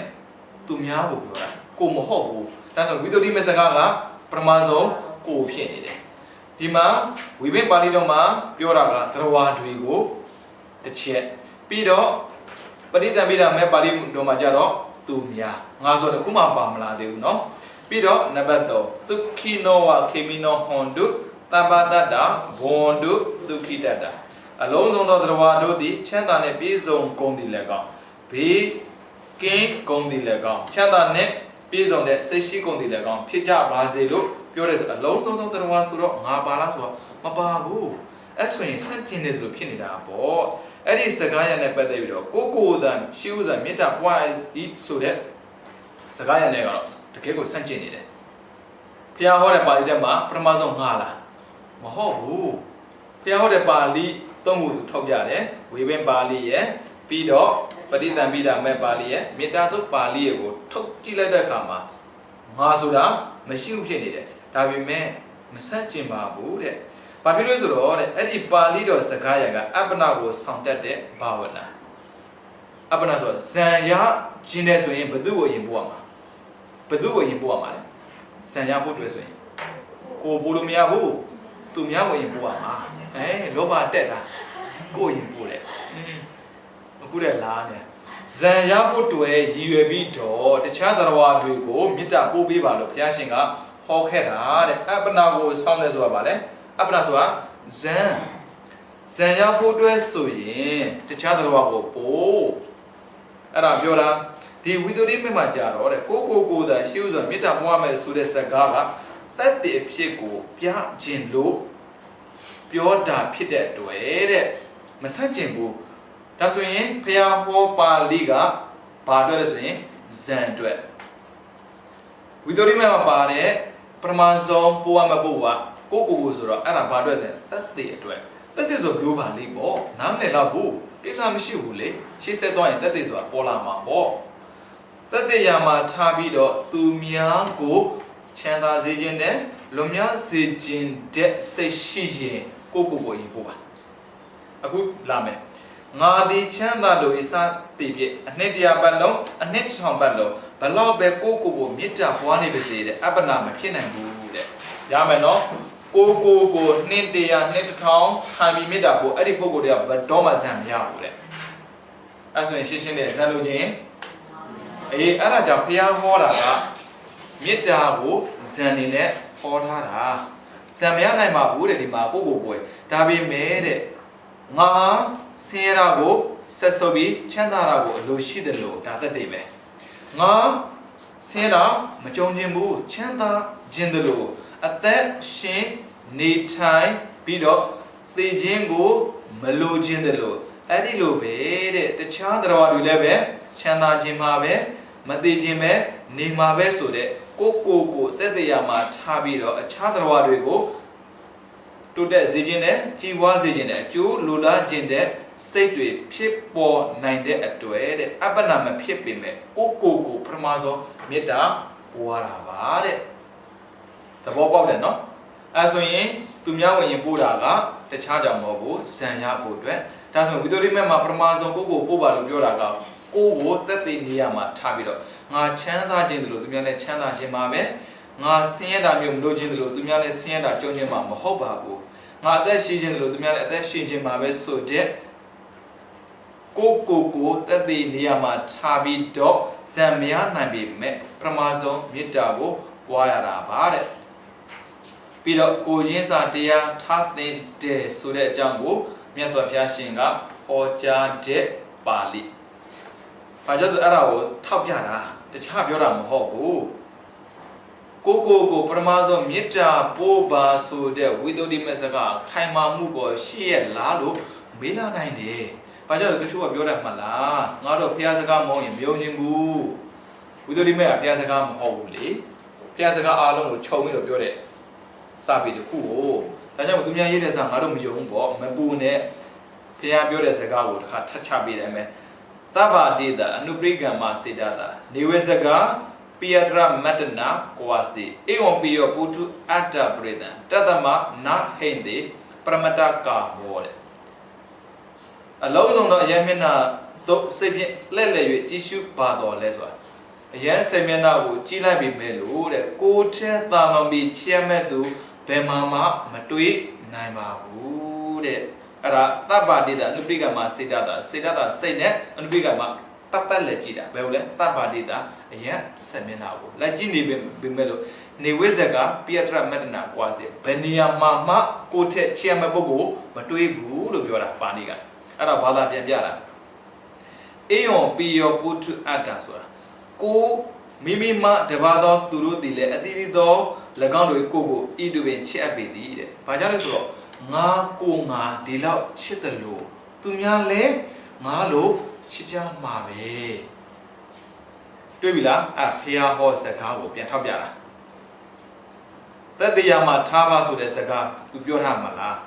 သက်တရားမှာထားဖို့တဲ့ဒါကြောင့်မို့တဲ့ကိုယ့်ရဲ့စီးပွားချမ်းသာကိုလူရှိတဲ့ပုဂ္ဂိုလ်ဟာသူများကိုမနှင်းဆက်မနှိမ့်ဆက်ရဘူးတဲ့ကိုယ်တိုင်ချမ်းသာခြင်းနဲ့ဆိုရင်သူများကိုဒုက္ခမပေးနဲ့ကိုယ်တိုင်အပြစ်ကင်းခြင်းနဲ့ဆိုသူများအပြစ်မပြောနဲ့ဒါပဲလူတွေကမင်းတို့အပြစ်ကင်းရမယ်လို့သာပြောနေတာလေကိုယ်အပြစ်မကင်းဘူးဒါကြောင့်သူများမပြောဘဲနဲ့ကိုပြန်ပြော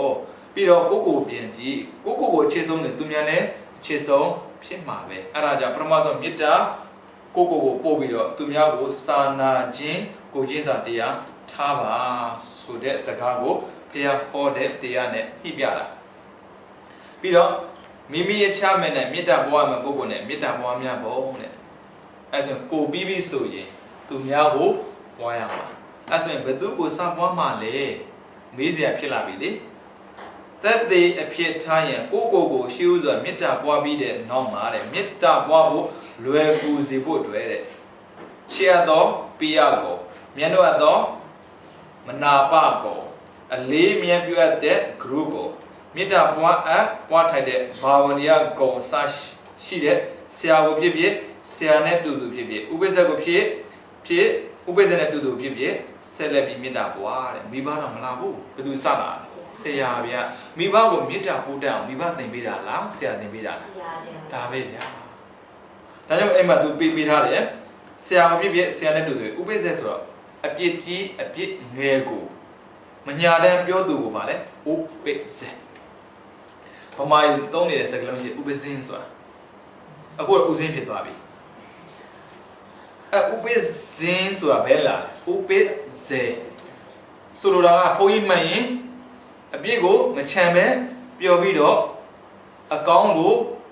အမှန်တိုင်းပျော်ပေးသူတဲ့အဲ့ဒါဥပဇေပဲအဲ့ဒါအရင်ကဆိုဥပဇင်းလို့ခေါ်တယ်နောက်ပိုင်းကျတော့ဥစဉ်ဖြစ်သွားပါတယ်ဗျာဒါဥပိ္ပဇ္ဇကိုဖြစ်စေဥပိ္ပဇ္ဇနဲ့သူများသူဖြစ်စေဆိုတာ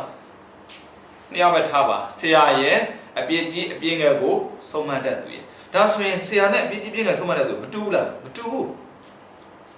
တူလားတချို့ကတယောက်တည်းရှိတတ်တယ်တချို့ကနှစ်ယောက်ရှိတယ်ဆိုပါစို့ဦးဇင်းတို့မှာဆိုရင်ဥပိ္ပဇ္ဇရှိတယ်ပြီးတော့ဘေးမှာဆုံးမတတ်သူရှိတယ်ဥပိ္ပဇ္ဇဆိုအပြည့်ကြီးပြည့်ငယ်နဲ့ပတ်သက်ပြီးသူ့ကိုပြောပြပေးတယ်ဒါပေမဲ့ဆုံးမတတ်သူကြတော့အပြည့်ကြီးပြည့်ငယ်မဟုတ်ပြီမဲ့ဒါဆိုရင်မလုံးသိဘူးနော်စသည်ဖြင့်ပြောပေးတယ်ဒါဆိုရင်တကယ်ချင်းရောကိုယ်ဆရာမဖြစ်နိုင်ဘူးလားဖြစ်နေတာပေါ့တကယ်ချင်းကိုယ်ဆရာပဲဆရာဆိုဘာထင်လို့လဲစာသင်ပေးပါလားမဟုတ်ပါဘူးဗျဒါကြောင့်မို့လူသားအတိုင်းဟာဒီကိုယ်ဆရာဖြစ်နေတာပဲသင်ဆရာမြင်ဆရာကြားဆရာဒါပေမဲ့အဲ့ဒါဥပိ္ပဇ္ဇဖြစ်ခြင်းမှာဖြစ်မယ်ဥပိ္ပဇ္ဇကမညာဘူးနော်ဆရာညာတယ်ဥပိ္ပဇ္ဇဆိုညာတဲ့ထုံးတယ်မရှိဘူးဆရာညာကိုညာတယ်ဒါတနာပါလိမဖြစ်ပါဘူးဥပိ္ပဇ္ဇကညာလို့မရတဲ့သူ့နာမည်ပေါ်ဥပိ္ပဇ္ဇလို့သူကတော့တယ်ရန်ခံပြီဆိုရင်ဥပိ္ပဇ္ဇမရှိလို့မရဘူးဆရာရှိရတယ်ဥပိ္ပဇ္ဇမရှိရင်ဘယ်လိုနည်းနဲ့မှရန်ခံလို့မရဘူးဘာကြောင့်ဆိုတော့ရန်တစ်ပါးရလို့ဖြစ်လာပြီဆိုရင်အဲ့ဒီယဟန်ရဲ့အပြည့်ကြီးအပြည့်ငယ်ကိုတောင်းယူပြီးတော့ဆုံးမပြီးမဲ့ပုဂ္ဂိုလ်မရှိရင်အဲ့ဒီယဟန်ရန်မဖြစ်ဘူးအဲ့ဒါကြောင့်ပရမဇောမေတ္တာပေါ်မဲ့ပုဂ္ဂိုလ်ကကိုဒုတိယကဆရာသို့မဟုတ်အပြည့်ကြီးပြင်းငယ်ကိုဆုံးမပေးတတ်သူကံကောင်းတဲ့မှန်ကိုအပြည့်ပြောပြီးဆုံးမပေးတဲ့ပုဂ္ဂိုလ်ရှိတာတိတ်ကျေးဇူးတွေမကောင်းတယ်ဒါမှလောကမှာရှိတဲ့လူတွေလေဆရာအောင်ဆရာမနဲ့မသိအပြည့်ကြီးပြင်းငယ်ကိုဆုံးမပေးတဲ့ပုဂ္ဂိုလ်လည်းဆုံးမပေးတဲ့ပုဂ္ဂိုလ်မှမသိငါ့ကိုအပြည့်များပြောရလားဆိုတာစလာတာအပြည့်ပြောတဲ့အတွက်အပြည့်ကိုဖယ်လိုက်ပြီဆိုရင်ကိုအပြည့်ကင်းတဲ့သူတရားဖြစ်မှာပေါ့အဲ့ဒါကိုအပြည့်ပြောရလားဆိုပြီးတော့လေအဲ့ဒီလူကိုဝေရီရန်သူနေရာမှာထားတာအဲ့ဆိုရင်ဝောင်ရှိဝေရှောင်းတာပေါ့လာပြီဆိုရင်ရှောင်းပြီပွားများပုံမှာတဲ့မေတ္တာပွားပုံပွားနည်းပြောတယ်ချစ်ရသောပိယပုဂ္ဂိုလ်မြတ်တို့သောမနာပပုဂ္ဂိုလ်ဖြစ်မဲ့ဆိုရင်ချစ်ခင်ရခြင်းမြတ်တို့ရခြင်းအကြောင်းဖြစ်တဲ့ပေကံချီးမြှင့်မှုချစ်ဖွယ်စကားပြောမှုစသည်ကိုအောင်းမေ့ဆင်ခြင်တန်းတော်မဟုတ်ဘူးဗျကိုယ်ပေါ်မှာသူ့ရဲ့ကောင်းကွယ်လေးတွေကိုကြည်တဲ့အဲ့ဒါကြည်ခိုင်းတာပေကံချီးမြှင့်တာတွေချစ်စရာစကားပြောတာတွေကိုယ့်ကိုအပြစ်ပြောတာမှန်တယ်အခုဆုံးမတာမှန်တယ်ဒါပေမဲ့အရင်ကချစ်စရာလေးတွေပြောခဲ့ဖူးလိမ့်မယ်ပြီးတော့ကိုကျင်ကျင်နာနာနဲ့ဖိမှတ်တာမျိုးရှိလိမ့်မယ်တဲ့အဲ့ဒါတွေကိုအောင်မေ့ဆင်ခြင်မှာအေသာတပုရိသော ဤသူတို့ကောင်းသည်ဒုက္ခိဟောတုချမ်းသာခြင်းနှင့်ပြည့်စုံပါစေနေဒုက္ခဟောတုဆင်းရဲခြင်းကင်းပါစေစသည်ဖြင့်မေတ္တာပွားမည်တဲ့စသည်ဖြင့်ဆိုတော့ခုနကဘယ်နှချက်လဲဥစဉ်တွေ့ခဲ့တာစုစုပေါင်းအားလုံးစုစုပေါင်း5ချက်မှာ तू ကတစ်ချက်ထည့်ပေးတာ4ချက်ကျန်တယ်ဟုတ်တယ်မလားအဲ့ဒီတိုင်းပွားပေးပါတဲ့ဧသတပ္ပရိတောဆိုဧသဆိုသူတပ္ပရိတာသူတော်ကောင်းအဲ့ဒီသူတော်ကောင်းဘေးရန်ကင်းပါစေကိုယ်ဆင်းရဲခြင်းစိတ်ဆင်းရဲခြင်းကင်းပါစေဘဝကိုချမ်းသာစွာဖြတ်သန်းနိုင်ပါစေဒါဆိုရင်နံပါတ်2ကဘယ်သူ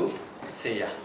ပြီးတော့အလေးပြုသောဂရုပုဂ္ဂိုလ်မေတ္တာပွားထိုက်တဲ့ဘာဝနိယပုဂ္ဂိုလ်ဖြစ်မဲ့ဆိုရင်အလေးပြုခြင်းမေတ္တာပွားထိုက်ခြင်းအကြောင်းဖြစ်တဲ့သီလဂုဏ်သုဒ္ဓဂုဏ်သမာဓိဂုဏ်ပေါ့ဗျအစသည်ဖြင့်အဲ့ဒါတွေကိုအောင်မေ့စေခြင်းပြီးတော့ဧတတပရိတောဤသူတော်ကောင်းသည်ဒုက္ခိဟောတုချမ်းသာခြင်းနဲ့ပြည့်စုံပါစေနေဒုက္ခဟောတုဆင်းရဲခြင်းကင်းပါစေစသည်ဖြင့်မေတ္တာပွားမယ်တဲ့ဒါကအလေးဂရုပြုရတဲ့ပုဂ္ဂိုလ်လေးစားလောက်တဲ့ပုဂ္ဂိုလ်ပြောတာခုနကဆရာမဟုတ်တဲ့ပုဂ္ဂိုလ်တရားကိုယ်စိတ်ထဲမှာလေးစားတဲ့ပုဂ္ဂိုလ်ရှိမဲ့ဆိုရင်အဲ့ဒီလေးစားထိုက်တဲ့သီလဂုဏ်သမာဓိဂုဏ်ပညာဂုဏ်စာပြီးတက်တဲ့ဂုဏ်တွေကို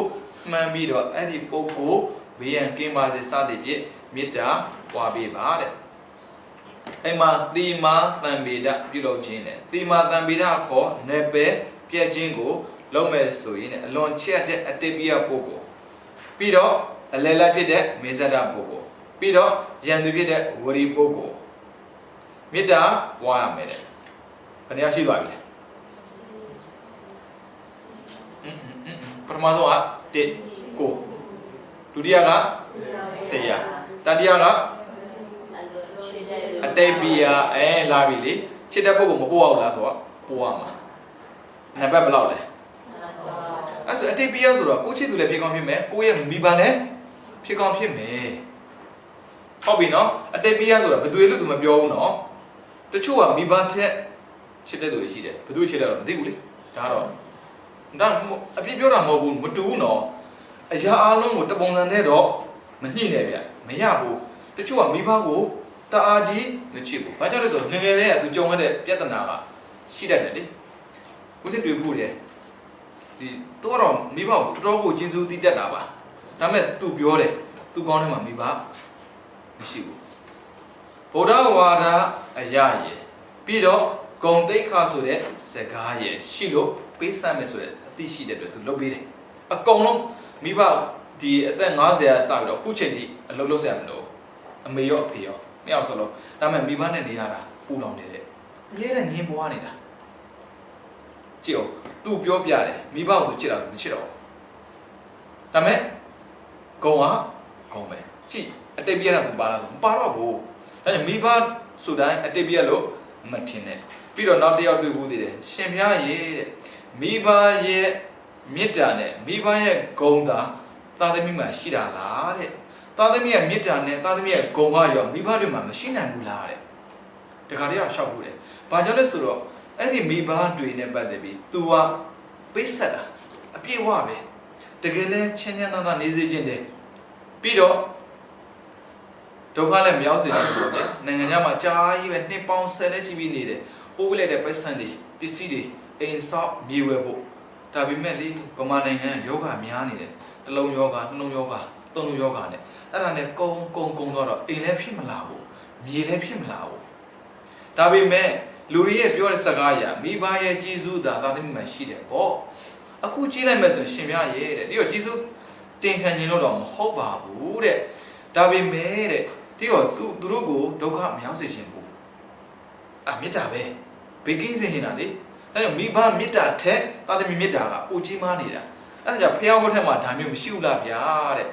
နောက်ဆုံးသူရွာပြန်ပြီးတော့လေမြေချံဝယ်ပြီးတော့အိမ်ဆောက်ပြီးစာချုပ်နဲ့ထားခံမှာမိဘကငြိမ်သွားတာအဲ့လိုမျိုးလည်းရှိတယ်အဲ့ဒါကြောင့်တချို့ဆိုကြိုက်မှာမဟုတ်ဘူးလေမိဘရဲ့ဂုဏ်နဲ့ပတ်သက်ပြီးချီးမွမ်းတဲ့တရားတွေကများတာဟုတ်ဗျဝိကတော်တော့ပြောင်းပဲဘိဓမ္မာပဲဗျဘိဓမ္မာဒေါသရှိတဲ့ပုဂ္ဂိုလ်လောဘရှိတဲ့ပုဂ္ဂိုလ်ကကျမ်းမှာပဲရမ်းမှာပဲလေအဲ့လောဘဒေါသနဲ့ရှင်သန်နေတဲ့ပုဂ္ဂိုလ်တွေကအတိတ်ပြချစ်ဆုံးပုဂ္ဂိုလ်တရားဖြစ်လာဖို့ဆိုတာလူတိုင်းမဖြစ်နိုင်ဘူးကိုယ်လည်းပြန်ပြီးကြည့်ကိုမိဘကိုချစ်ဆုံးလားဆိုတာ ပြောပြီးသားတာသမီ3မျိုးရှိရင်မိဘလည်း3မျိုးရှိတယ်လေတာသမီလောင်မှအသုံးမကျတဲ့မိဘဆိုရင်တာသမီအသိပညာပြေဝလာလေမိဘကတနာစရာကောင်းနေလေသူတို့လုံးမြတ်စေခြင်းတယ်လေအဲ့ဒါကြောင့်အတိတ်ပြရလို့သူပြောတယ်ဘသူရဲ့လို့သူထုတ်မပြောဘူးကိုတွဲအခြေဆုံးပုဂ္ဂိုလ်ဖြစ်မယ်ဆိုရင်မိဘသည်အတိတ်ပြရထဲမှာပါမှာပဲအဲ့ဆိုရင်သူကနံပါတ်3ဖြစ်လာမှာဟုတ်ပြီနော်နံပါတ်2ကဆရာချစ်မချစ်ဗျရှင်းတယ်သူကဘာဖြစ်လို့လဲသူကလမ်းမှန်ကိုပြန်ပြီးတဲ့အတွက်ချစ်ဖို့လည်းမလိုဘူးမောင်းဖို့လည်းမလိုဘူးကိစ္စမရှိဘူးဆရာပြင်ပြီးရောဒါပေမဲ့မိဘကြတော့ဟုတ်ချင်မှဟုတ်မှာအခုအတိတ်ပြရဒါကြောင့်မို့မေတ္တာပို့တဲ့နေရာမှာတော့မိဘကိုထည့်ပြီးအရင်ပို့တာပါပဲဒါပေမဲ့ဒီအတိတ်ပြရဆိုတဲ့စကားကြည့်မယ်ဆိုရင်တချို့ပုဂ္ဂိုလ်တွေ့ဆိုရင်မဟုတ်ဘူးဗျနံပါတ်3မှာပါလဲအတိတ်ပြရနံပါတ်4ကမေဇတ်တာနံပါတ်5ကဝေဒီရမယ်နော်နံပါတ်10ထိုးထားလဲရတယ်ဗျမမှားစီနဲ့အဲ့လိုမဲ့ကိုထုတ်ရေးလဲရတယ်ဒါခွဲထုတ်ပြီလေရမယ်နော်အဲ့ဒါလောက်ထားဗျအဲ့ဒါတကယ်ပို့ရမှာမေတ္တာတကယ်ပို့ရမယ့်ကိစ္စမေတ္တာပို့တာသက်သာဆုံးဇံရဖို့အလွယ်ဆုံးခက်တဲ့ဟာတော့ထိုင်နေပင်မနေမေတ္တာကိုအိမ်မှာထိုင်ပို့ရမှာပဲအခုကဇံလိုချင်တယ်တော့ထိုင်တာညောင်းပြန်လာမေတ္တာပို့တကယ်ပြောတာလွယ်တဲ့ဟာပေးတာရပြီနော်1ကိုပို့2ဆရာ3အတိတ်ပြရမိဘလို့ဆိုမဆိုလို့နော်မိဘလည်းဖြစ်ကောင်းဖြစ်မယ်ခဏကြနဲ့ဦးဇင်းတော်ဒီ record လုပ်ထားတာဗျအဲ့ဒီစကားကြည့်ပြီးတော့ဟာဒီဖုန်းကြီးကဘလို့ဆိုမဟုတ်ဘူးလူတိုင်းမှာတယောက်နဲ့တယောက်မတူဘူးအတိတ်ပြရက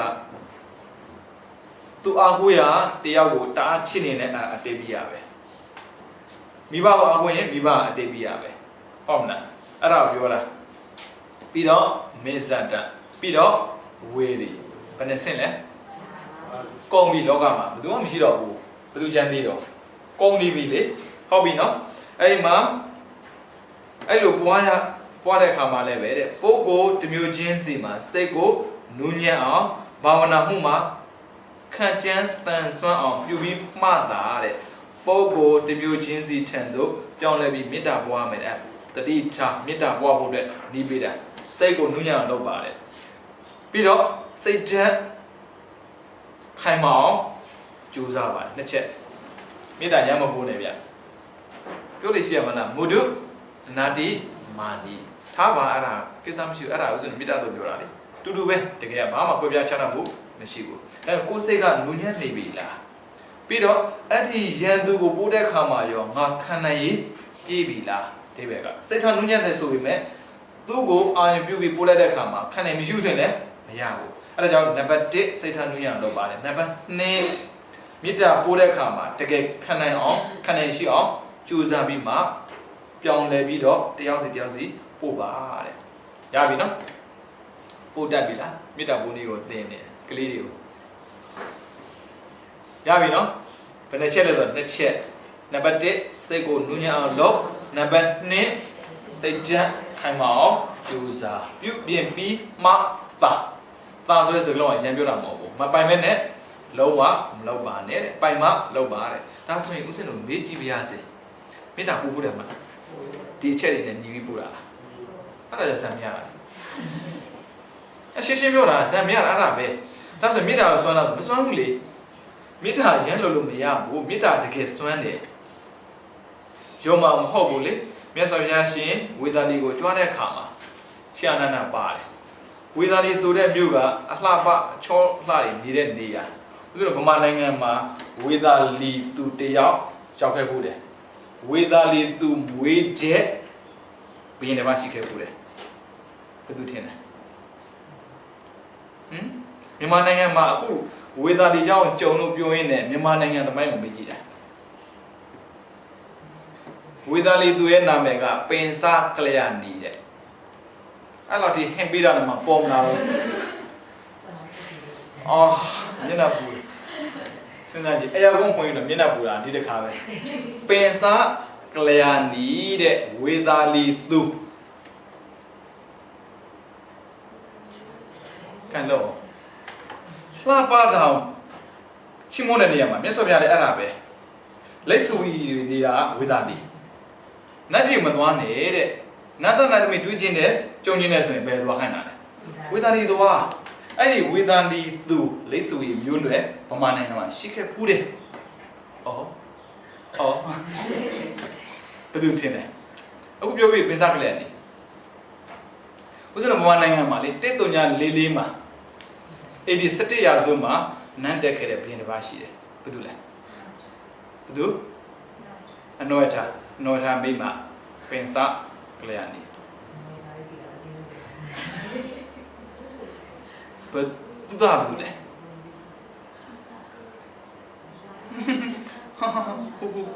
ဘယ်သူလဲပင်စားကလေးနေသားဆောလူမောဘူးကျန်စစ်သားဒုဗမာလေသမိုင်းရတော့ကြည့်တယ်ကျန်စစ်သားဟုတ်ပြန်ဖတ်ကြည့်သမိုင်းလည်းမဖတ်ပဲနဲ့ဗမာပြောနေတဲ့ကလားဆိုတာလေအိန္ဒိယလာတဲ့ကလားရဲ့သားကျန်စစ်သားဗျဖတ်ကြည့်ပင်စားကလေးနေတဲ့ပရိမယမှာမွေးတာဖတ်ကြည့်ပါဟုတ်တယ်မလားလှတားလှတာဒါပေမဲ့ဘေးကနေပြီးတော့ဂုံးတိုင်လို့သူမိမကိုမစွန့်ခြင်းမဲ့နဲ့စွန့်လိုက်ရတာဘယင်ဟိုဗျမာနတော့ရှိမှာပေါ့ပြစ်ချက်တွေများတဲ့မိမတယောက်ကိုသူယူထားမယ်ဆိုရင်ပြောခံမှာဆိုလို့တကယ်ပြစ်ချက်တစ်ချက်မှမရှိပါဘူးသမိုင်းလေးဖတ်ကြည့်တယ်ပါဗျဒီလောက်ပဲဟင်းပေးထားမှာနော်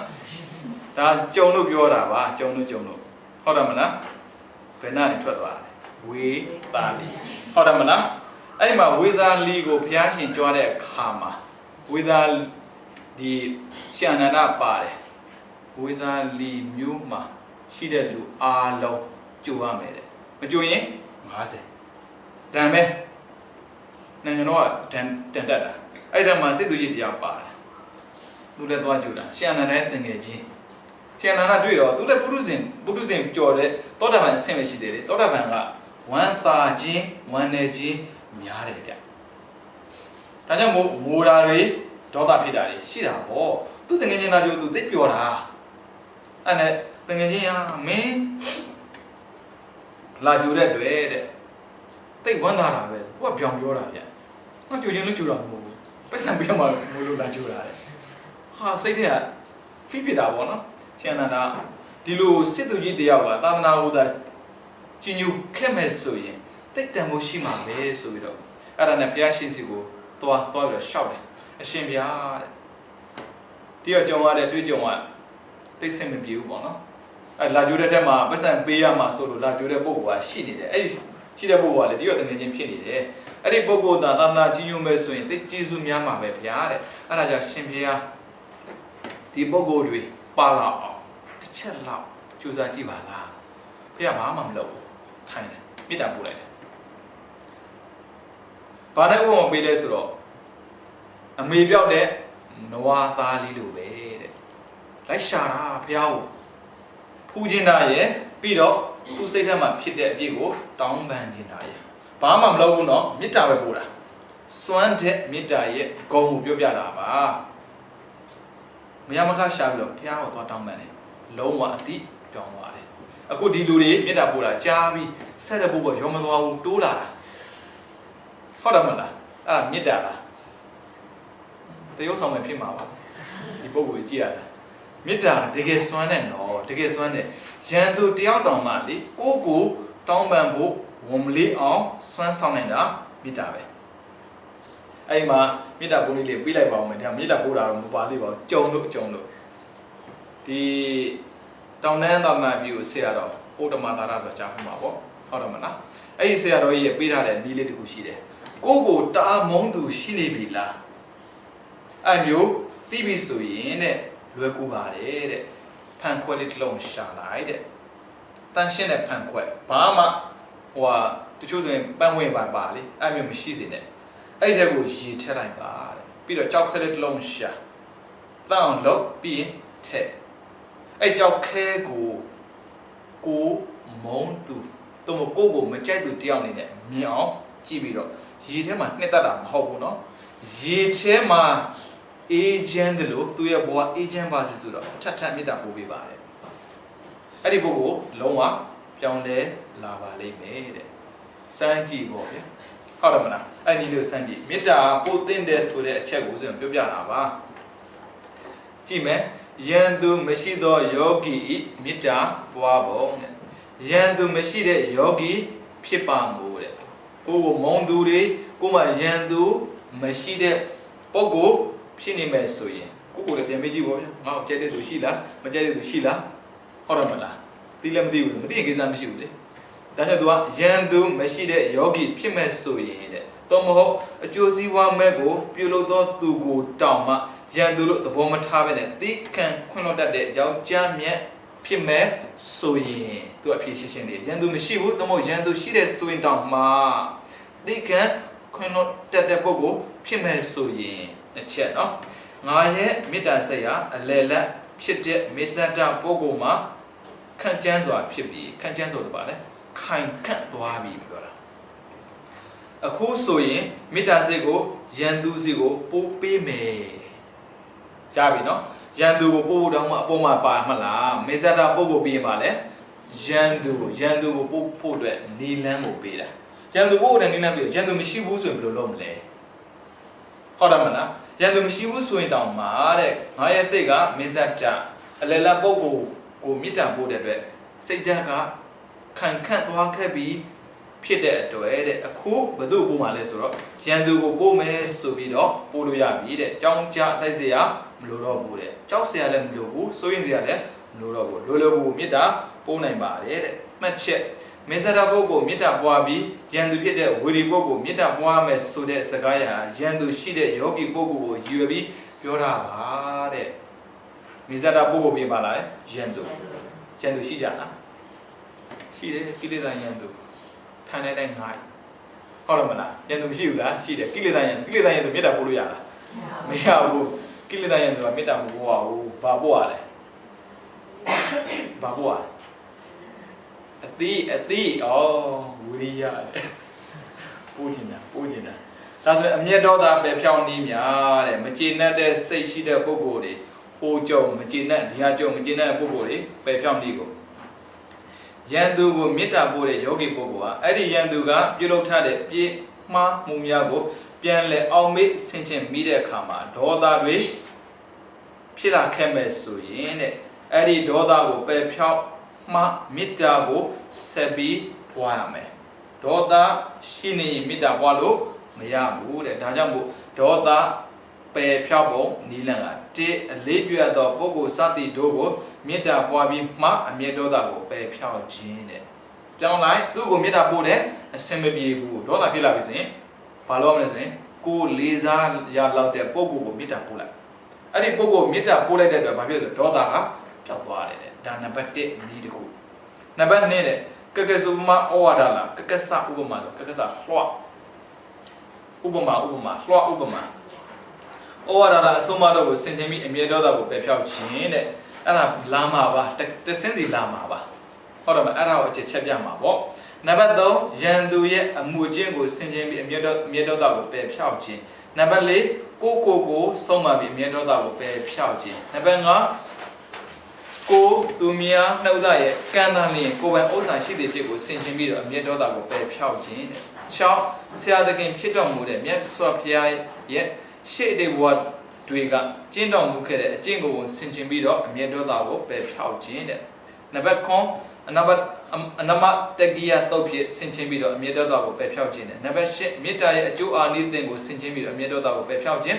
ကိုဓာတ်သဘောတရားကိုခွဲခြမ်းဝေဖန်ပြီးအမျက်ဒေါသကိုပယ်ဖြောက်ခြင်း10အပေးယူဖြင့်အမျက်ဒေါသကိုပယ်ဖြောက်ခြင်းဆိုပြီးတော့ဒေါသပယ်နည်း10မျိုးရှိပါတယ်အဲဆိုတော့တစ်ခုစီသူပြောပြီးတော့အဖြေထုတ်ပြနိုင်မယ်လေးစားလောက်တဲ့ပုံကိုမေတ္တာပို့ပြီးမှ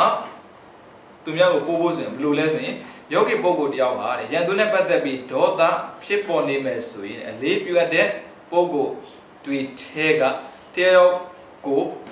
ထက်မေတ္တာဇံကိုဝင်စားပြီးဆိုမေတ္တာကိုထက်ပို့ပေးပြီးအဲ့ဒီမေတ္တာဇံမှာထားပြီးမှမေတ္တာဇံဆိုတာဇာနာဆိုတာလောင်ကျွမ်းတာကိုပြောတာနော်ဒေါသပျောက်တဲ့ထိဟုတ်ပြီနော်မေတ္တာဇံဆိုတာဒေါသပျောက်တဲ့ထိမေတ္တာကိုပို့ပြီးမှဒေါသပျောက်သွားပြီဆိုရင်ယံသူပုဂ္ဂိုလ်ကိုအဖန်တလဲမေတ္တာပို့လို့ရပါပြီတဲ့ဟုတ်ပြီနော်မေတ္တာဇံကိုပြောလိုက်တာခါရဇံရတယ်ထင်နေဦးမယ်ဇံရမှာပို့အောင်ဆိုတက်ပို့ရမှာမဟုတ်ဘူး ဇန်ဆိုတဲ့စကားလုံးနားလည်မှာပါဇာနာပေးစယောမှာပါတဲ့ဇန်နဲ့မေတ္တာကရုဏာမုဒိတာဥပက္ခမှာပါတဲ့ဇန်ကမတူဘူးဇာနာပေးစယောမှာပါတဲ့ဇန်ကအာယုံစိုက်တာမေတ္တာဇန်မှာပါတဲ့ဇန်ကဇာပေတိလောင်ကျွမ်းစေတာမေတ္တာကလောင်ကျွမ်းစေတာဘာလို့လဲလောင်ကျွမ်းပါလဲဒေါသကိုလောင်ကျွမ်းပြတာဒေါသတွေရက်သွားပြီးဆိုမှာတဲ့မေတ္တာဆက်ပိုးပါတဲ့အဲဒါကိုပြန်ကြည့်ရတယ်စိတ်ကိုပြန်ကြည့်လိုက်တဲ့အခါမှာအငွေ့ကြံနေတယ်ဆိုရင်မပို့နဲ့အငွေ့ကြံတဲ့အခါမှာပို့ရင် heat ပြန်ပူတတ်တယ်အဲ့ဒါပြန်စဉ်းစားဒါကြောင့်ဦးဇင်းတို့မေတ္တာပို့တာလွယ်မြလွယ်နေလားမသိပါဘူးလူပမာကြီးကြည့်ရတာဟုတ်တယ်မဟုတ်လားမနိုင်မနေမလုံးနဲ့ဗျဗုဒ္ဓနိလန့်ကရှင်းတယ်အပြတ်ရှင်းပြီလားပြီးတော့ပြန်ကြည့်ကြံသေးလားကြံရင်မပို့နဲ့ဒါကြောင့်ပြောပေးတာမေတ္တာဇံကိုဝင်စားဆိုတာမေတ္တာနဲ့ဒေါသကိုလုံးဝအနိုင်ယူလို့ပြောတာအဲ့ဆိုအေးသွားတာအေးမှ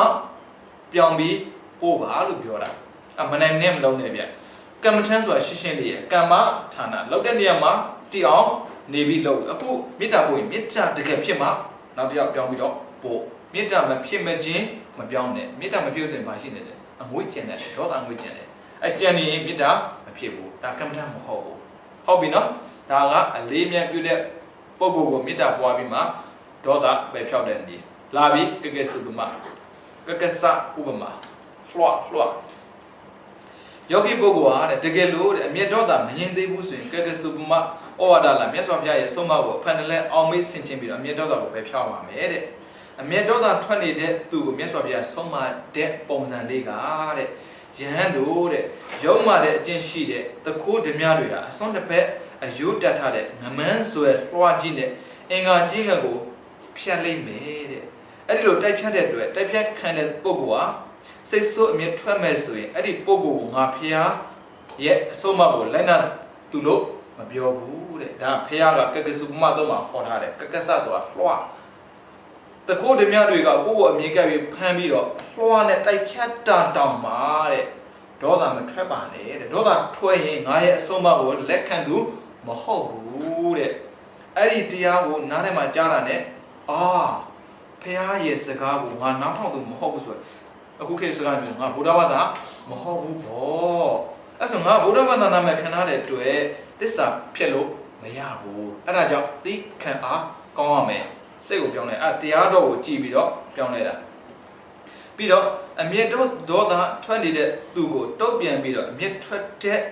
သူဟာအဲ့လိုတုတ်ပြန်ပြီးအမျက်ထွက်တဲ့အတွက်ပထမအမျက်ထွက်တဲ့သူထက်ပိုပြီးရုံးပါတယ်တဲ့သူကဒေါသရှိလို့ကိုယ်ကိုဆဲတယ်ကိုပြန်ဆက်ရင်အဲ့ဒီလိုတဲ့ကိုကပိုပြီးရုံးပါတယ်တဲ့သူကကိုယ့်ကိုအပြစ်ပြောတယ်အပြစ်ပြောခံတဲ့ကိုကသူ့ကိုအပြစ်ပြန်ပြောရင်ကိုကသူ့ထက်ပိုရုံးပါတယ်တဲ့အဲ့ဒါဖះပြောထားတာ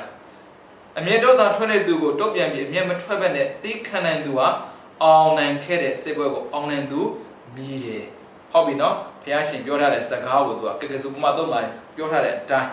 သူကပြန်ဆင်ခြင်ဖို့ဒေါသပယ်ဖြောက်တဲ့နည်းကိုသူကပေးတာပြီးတော့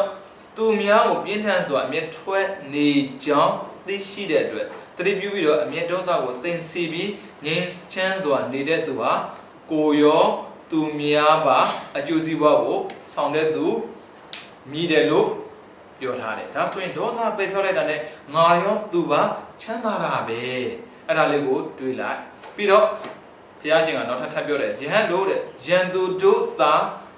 ပြုတဲ့ယန်သူအကြတရား9ပါးအမျက်ထွက်တဲ့ယောက်ျားထံဝဲဖြစ်ဖြစ်မိန်းမထံဝဲဖြစ်အချိန်မရွေးရောက်ရှိလာနိုင်တယ်တဲ့ယန်သူရဲ့စိတ်ကြသဘောတရား9ပါးအဲ့ဒါကိုယ်စီကိုအချိန်မရွေးရောက်လာနိုင်တယ်တဲ့ယန်သူတွေကြိုက်တတ်တဲ့တရား9ပါးလာပြီတစ်ဒီသူဟာအစင်းမလအယုတ်ဆိုးသောသူဖြစ်ပါမို့ကောင်းလေစွာဟုအလိုရှိခြင်းအဘယ်ကြောင့်ဆိုတော်တဲ့ယံမူသူအချင်းချင်းတည်တဦးနဲ့တဦးအစင်းသာခြင်းကိုနှိမ့်သက်သောကြောင့်ဖြစ်တည်ယံသူတယောက်ကလှတဲ့ပုဂ္ဂိုလ်ကိုမလားစေခြင်းဘူးတဲ့မလားစေခြင်းလို့ကိုစွာတာကိုသွားပြီးတော့ကြွရင်ယံသူစိတ်တိုင်းကြဖြစ်တယ်တဲ့အဲ့ဒါယံသူကနေပြီးတော့တောင်းတာတဲ့နံပါတ်1စုပဲဟုတ်ပြီနော်ကျန်သူကဘယ်လိုတောင်းတာလဲဆိုရင်မလားစေခြင်းဘူးယောဂီဆိုပြီးတော့စုပ်ပြတ်နေရင်ကောင်းတယ်ဘာကြောင့်လဲသူကြိုက်တာဟုတ်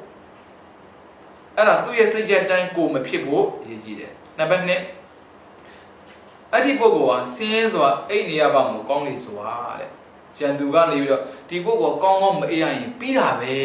အဲ့ဒါသူ့ရဲ့စိတ်ကြိုက်အဲ့ဒါကြောင့်သူကစကားနဲ့ကိုယ်နှိမ့်ဆက်လိုက်တယ်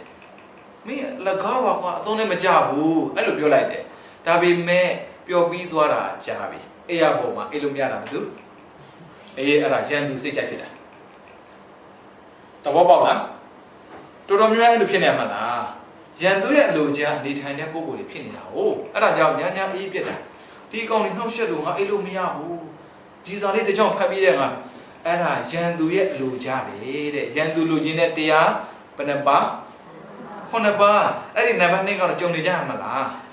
ဟုတ်တယ်မလားရန်သူစိတ်တန်းကြပဲအဲ့ဒါကြောင့်ရန်သူရဲ့အခြေအနေကိုနားလည်ထားမှရှောင်ကွင်းလို့ရတာကိုကအိတ်သူလေဒါပေမဲ့ तू ကပါလေအိတ်လို့မရအောင်လုပ်သူပြီးတော့နံပါတ်3ဤသူသည်များသောအကျိုးစီးပွားနဲ့မပြည့်စုံပါဘူးကောင်းလေစွာတဲ့ပစ္စည်းဥစ္စာမပြည့်စုံရင်ကောင်းမှာပဲအဲဆိုရင်ဘာဖြစ်လဲဆိုတော့သူများပြောတဲ့လေနဲ့လေဖန်တန်းစီးပြီးတော့အချိန်ဖြုံးနေတာအဲ့ဒီပုံကိုယ်တယောက်ရစရာအကြောင်းမရှိဘူးဆိုရင်အဲ့ဒါရန်သူစိတ်ကြိုက်ပဲသူ့ရဲ့စိတ်ထဲမှာကဒီလိုမချမ်းသာဘူးရည်ကြီးတာလေများသောအကျိုးစီးပွားဆိုအောက်မှာစိတ်ဥစ္စာပစ္စည်းဥစ္စာများသောအကျိုးစီးပွားဆိုတာအဲ့ဒီပုံကိုယ်တယောက်ရာထူးမတက်ဖို့အချိန်ဖြုံးဖို့အတွက်ပျော်ပေးတဲ့အတိုင်းကိုကလိုက်ပြီးတော့အချိန်ဖြုံးနေတာကိုပြောတာ၃ချက်ရှိသွားပြီနော်နံပါတ်4တဲ့ဤသူသည်စီးစင်ဥစ္စာနဲ့မပြည့်စုံပါဘူးကောင်းလေစွာတဲ့ရန်သူကလေကိုချမ်းသာတာကိုမလိုချင်တဲ့တူရဲ့အဲ့ဒီပစ္စည်းကိုဖြုံးဖို့နေမျိုးမျိုးနဲ့တိုက်တွန်းနေတတ်တယ်အဲ့ဒါကိုကဘူးမသိဘာမသိနဲ့အဲ့ဒါကိုအမလီအပျော်ပါကိုလိုက်ပြီးတော့သူ့နောက်လိုင်းနဲ့ဖြုံးနေမှာဖြစ်လေကုံသွားရောကုံလေးချိန်ကြရင်ဟိုကတော့တစ်ခါမှခိုက်တော့တတားဆိုထားခဲ့မှာဟုတ်တယ်မလားဒါကြောင့်ကိုယ့်ရဲ့အချိန်ကိုလည်းမဖြုံးနဲ့တဲ့ကိုယ့်ရဲ့ပစ္စည်းကိုလည်းမဖြုံးနဲ့အချိန်ကိုဖြုံးပစ္စည်းကိုဖြုံးလို့ဆိုရင်ဘယ်သူနောက်ကိုလိုက်နေရလဲရန်သူရဲ့အလိုနောက်ကိုလိုက်နေပြီတဲ့ပြီးတော့နံပါတ်5ဤသူသည်အချွေရနဲ့မပြည့်စုံပါဘူးကောင်းလေစွာတဲ့ကိုမှမိတ်ဆွေတငယ်ချင်းရှိမှကိုမလိုလားတာကိုယ့်ရဲ့ရန်သူအဲ့ဒါကြောင့်အဲ့ဒီ2ယောက်မတက်အောင်စကားကိုအမျိုးမျိုးပြောတယ်သူပြောတာကိုအဲ့ဒီ2ယောက်ကနားထောင်ပြီးတော့အမြင်ကတ်လာတယ်အမြင်ကတ်ပြီဆိုရင်ဘာဖြစ်လာလဲအမြင်ကတ်ပြီဆိုရင်ကိုကခွာသွားတာဟုတ်တယ်မလားအဲ့ဒါကြောင့်အမြင်ကတ်လာတယ်တယောက်နဲ့တယောက်စကားမပြောလို့ဆိုရင်အဲ့ဒါရန်သူစိတ်ကြိုက်ဖြစ်သွားပြီကိုချစ်သူကိုခင်သူကိုနဲ့ရင်းနှီးသူကဘယ်လိုနည်းနဲ့မှကွက်ပြားစရာအကြောင်းမရှိဘူးမနေ့ကလာတဲ့လူတယောက်ရဲ့စကားကိုယုံပြီးတော့နှစ်ပေါင်းများစွာပေါင်းနေတဲ့ပုံကိုလည်းဖွဲဖို့ကြိုးစားတဲ့ဆိုရင်အဲ့ဒါအမှားတစ်ခုကျူးလွန်တာနဲ့တူတူပဲအဲ့ဒါရန်သူရဲ့စိတ်ကြိုက်တဲ့ပြီးတော့နံပါတ်6ဤသူသည်မိတ်ဆွေမရှိသောသူဖြစ်ပါမို့ကောင်းလေစွာတဲ့ယဉ်နှီးတဲ့ပုံကိုမရှိရင်ကောင်းမှာပဲလို့သူတွေးတဲ့အတွက်ယဉ်နှီးတဲ့ပုံကိုတွေနဲ့ဝေးတဲ့ဝေးအောင်သူကကြိုးစားတတ်ပါတယ်တဲ့အဲ့ဒီကြိုးစားတဲ့တိုင်းကိုလိုက်ပြီးဆိုရင်တော့ကိုကအရှုံးသမားပဲပြီးတော့နံပါတ်9ဤသူသည်ခန္ဓာကိုပြည့်စည်၍တည်လွန်သောအခါတုဂတိနတ်ပြည်သို့မရောက်ပါမို့ကောင်းလေစွာတဲ့ဒီပုဂ္ဂိုလ်တည်ပြီးအပယ်ကျအေးတာပဲဒါဆိုအပယ်ကျအေးတာပဲဆိုရင်မင်းအပယ်ကျအေးတာပဲလို့ပြောရုံနဲ့မလုံလောက်ဘူးလေဘာလို့ဆိုဒီလူတွေကအဘိဓမ္မာတက်ထားတယ်ဟုတ်တယ်မလားအဘိဓမ္မာတက်ထားတော့ဒီလူမျိုးအပယ်ကျပြောရုံနဲ့ဘာမှဖြစ်ဘူးအဲ့ဆိုဘာလဲစိတ်ကိုဆွပေးတာစိတ်ကိုဆွတော့ပါလေဒေါသဖြစ်တယ်လောဘဖြစ်တယ်မောဟဖြစ်တော့ပြီးပြီလေသူရသွားတာကဖြောက်တန်းနေတာနတ်ပြည်ကိုမရောက်ပါစေနဲ့ပြောစရာလိုသေးလားမလိုဘူးအဲ့ဒါကြောင့်ပြောတာဗျာလောကမှာရှင်သန်တဲ့လူကလေအများကြီးသူတို့လိုတိုင်းနေစရာအကြောင်းမရှိဘူးကိုလိုတိုင်းကိုနေဖို့လိုတာဒါပေမဲ့သူများရဲ့ကြောက်ထက်ကိုကြားတယ်ဆိုကြတဲ့ကကြောင်မှန်းမသိဘူးအဲ့ဒါကြောင့်စာပေကိုသင်တယ်ဆိုတာအဲ့ဒါကိုပြောတာဒီစကားတွေဒီတရားတွေကိုဦးဇင်းတို့ဘုန်းကြီးတစ်ပါးအနေနဲ့ဒီလိုမျိုးသိတာမဟုတ်ဘူးမဖြစ်နိုင်ဘူးဗျတကယ်ပြောတာမဖြစ်နိုင်ဘူးလိုလိုကူနဲ့တရားထန်ခိုင်းမှာပေါ့ဒါပေမဲ့ကြောက်ချခံတဲ့အဖြစ်နဲ့ပတ်သက်ပြီးကိုကြုံရတဲ့ပြဿနာကိုမသိဘူးလေအခုသိပြီမလားညာအိပ်ပြတဲ့ညညရှိခဲ့ပြီတတိယရဲ့ကြောက်ချတာရှိတယ်ကြည့်လို့ကိုအေးဝအောင်အေးဗျဟုတ်တယ်မလားကိုအလုပ်ပေးလိုက်တယ်စိတ်ဘူးတော့တေးရောသူကြီးဘွားကိုတော့ကိုကြောက်ချပေးတာလေကိုတော့မှလှုပ်လိုက်တာဒီပြက်ခံပြီးတော့နောက်နေ့ကျတော့ MC သွားပြပိုက်ဆံ25ကျတော့ကုန်ပြီ MC တခါပြဘယ်လောက်လဲ40တော့ဟို ဦးဇင်းတို့တခါမပြဘူးဆိုမသိဘူးဟာစိတ်ကြီးတာနေတာအဲ့ဒါရန်သူတွေလိုချင်နေတဲ့အချက်ပဲနဲ့ချက်လဲ9ချက်အဲ့ဒီချက်9ချက်ထက်ကတစ်ချက်ညီးနေမှာပဲเนาะအဲ့ဒါကြောင့်အဲ့ဒီအဖြစ်တွေကိုရဲ့စိတ်ထဲကိုမရောက်စေနဲ့တဲ့ပြီးတော့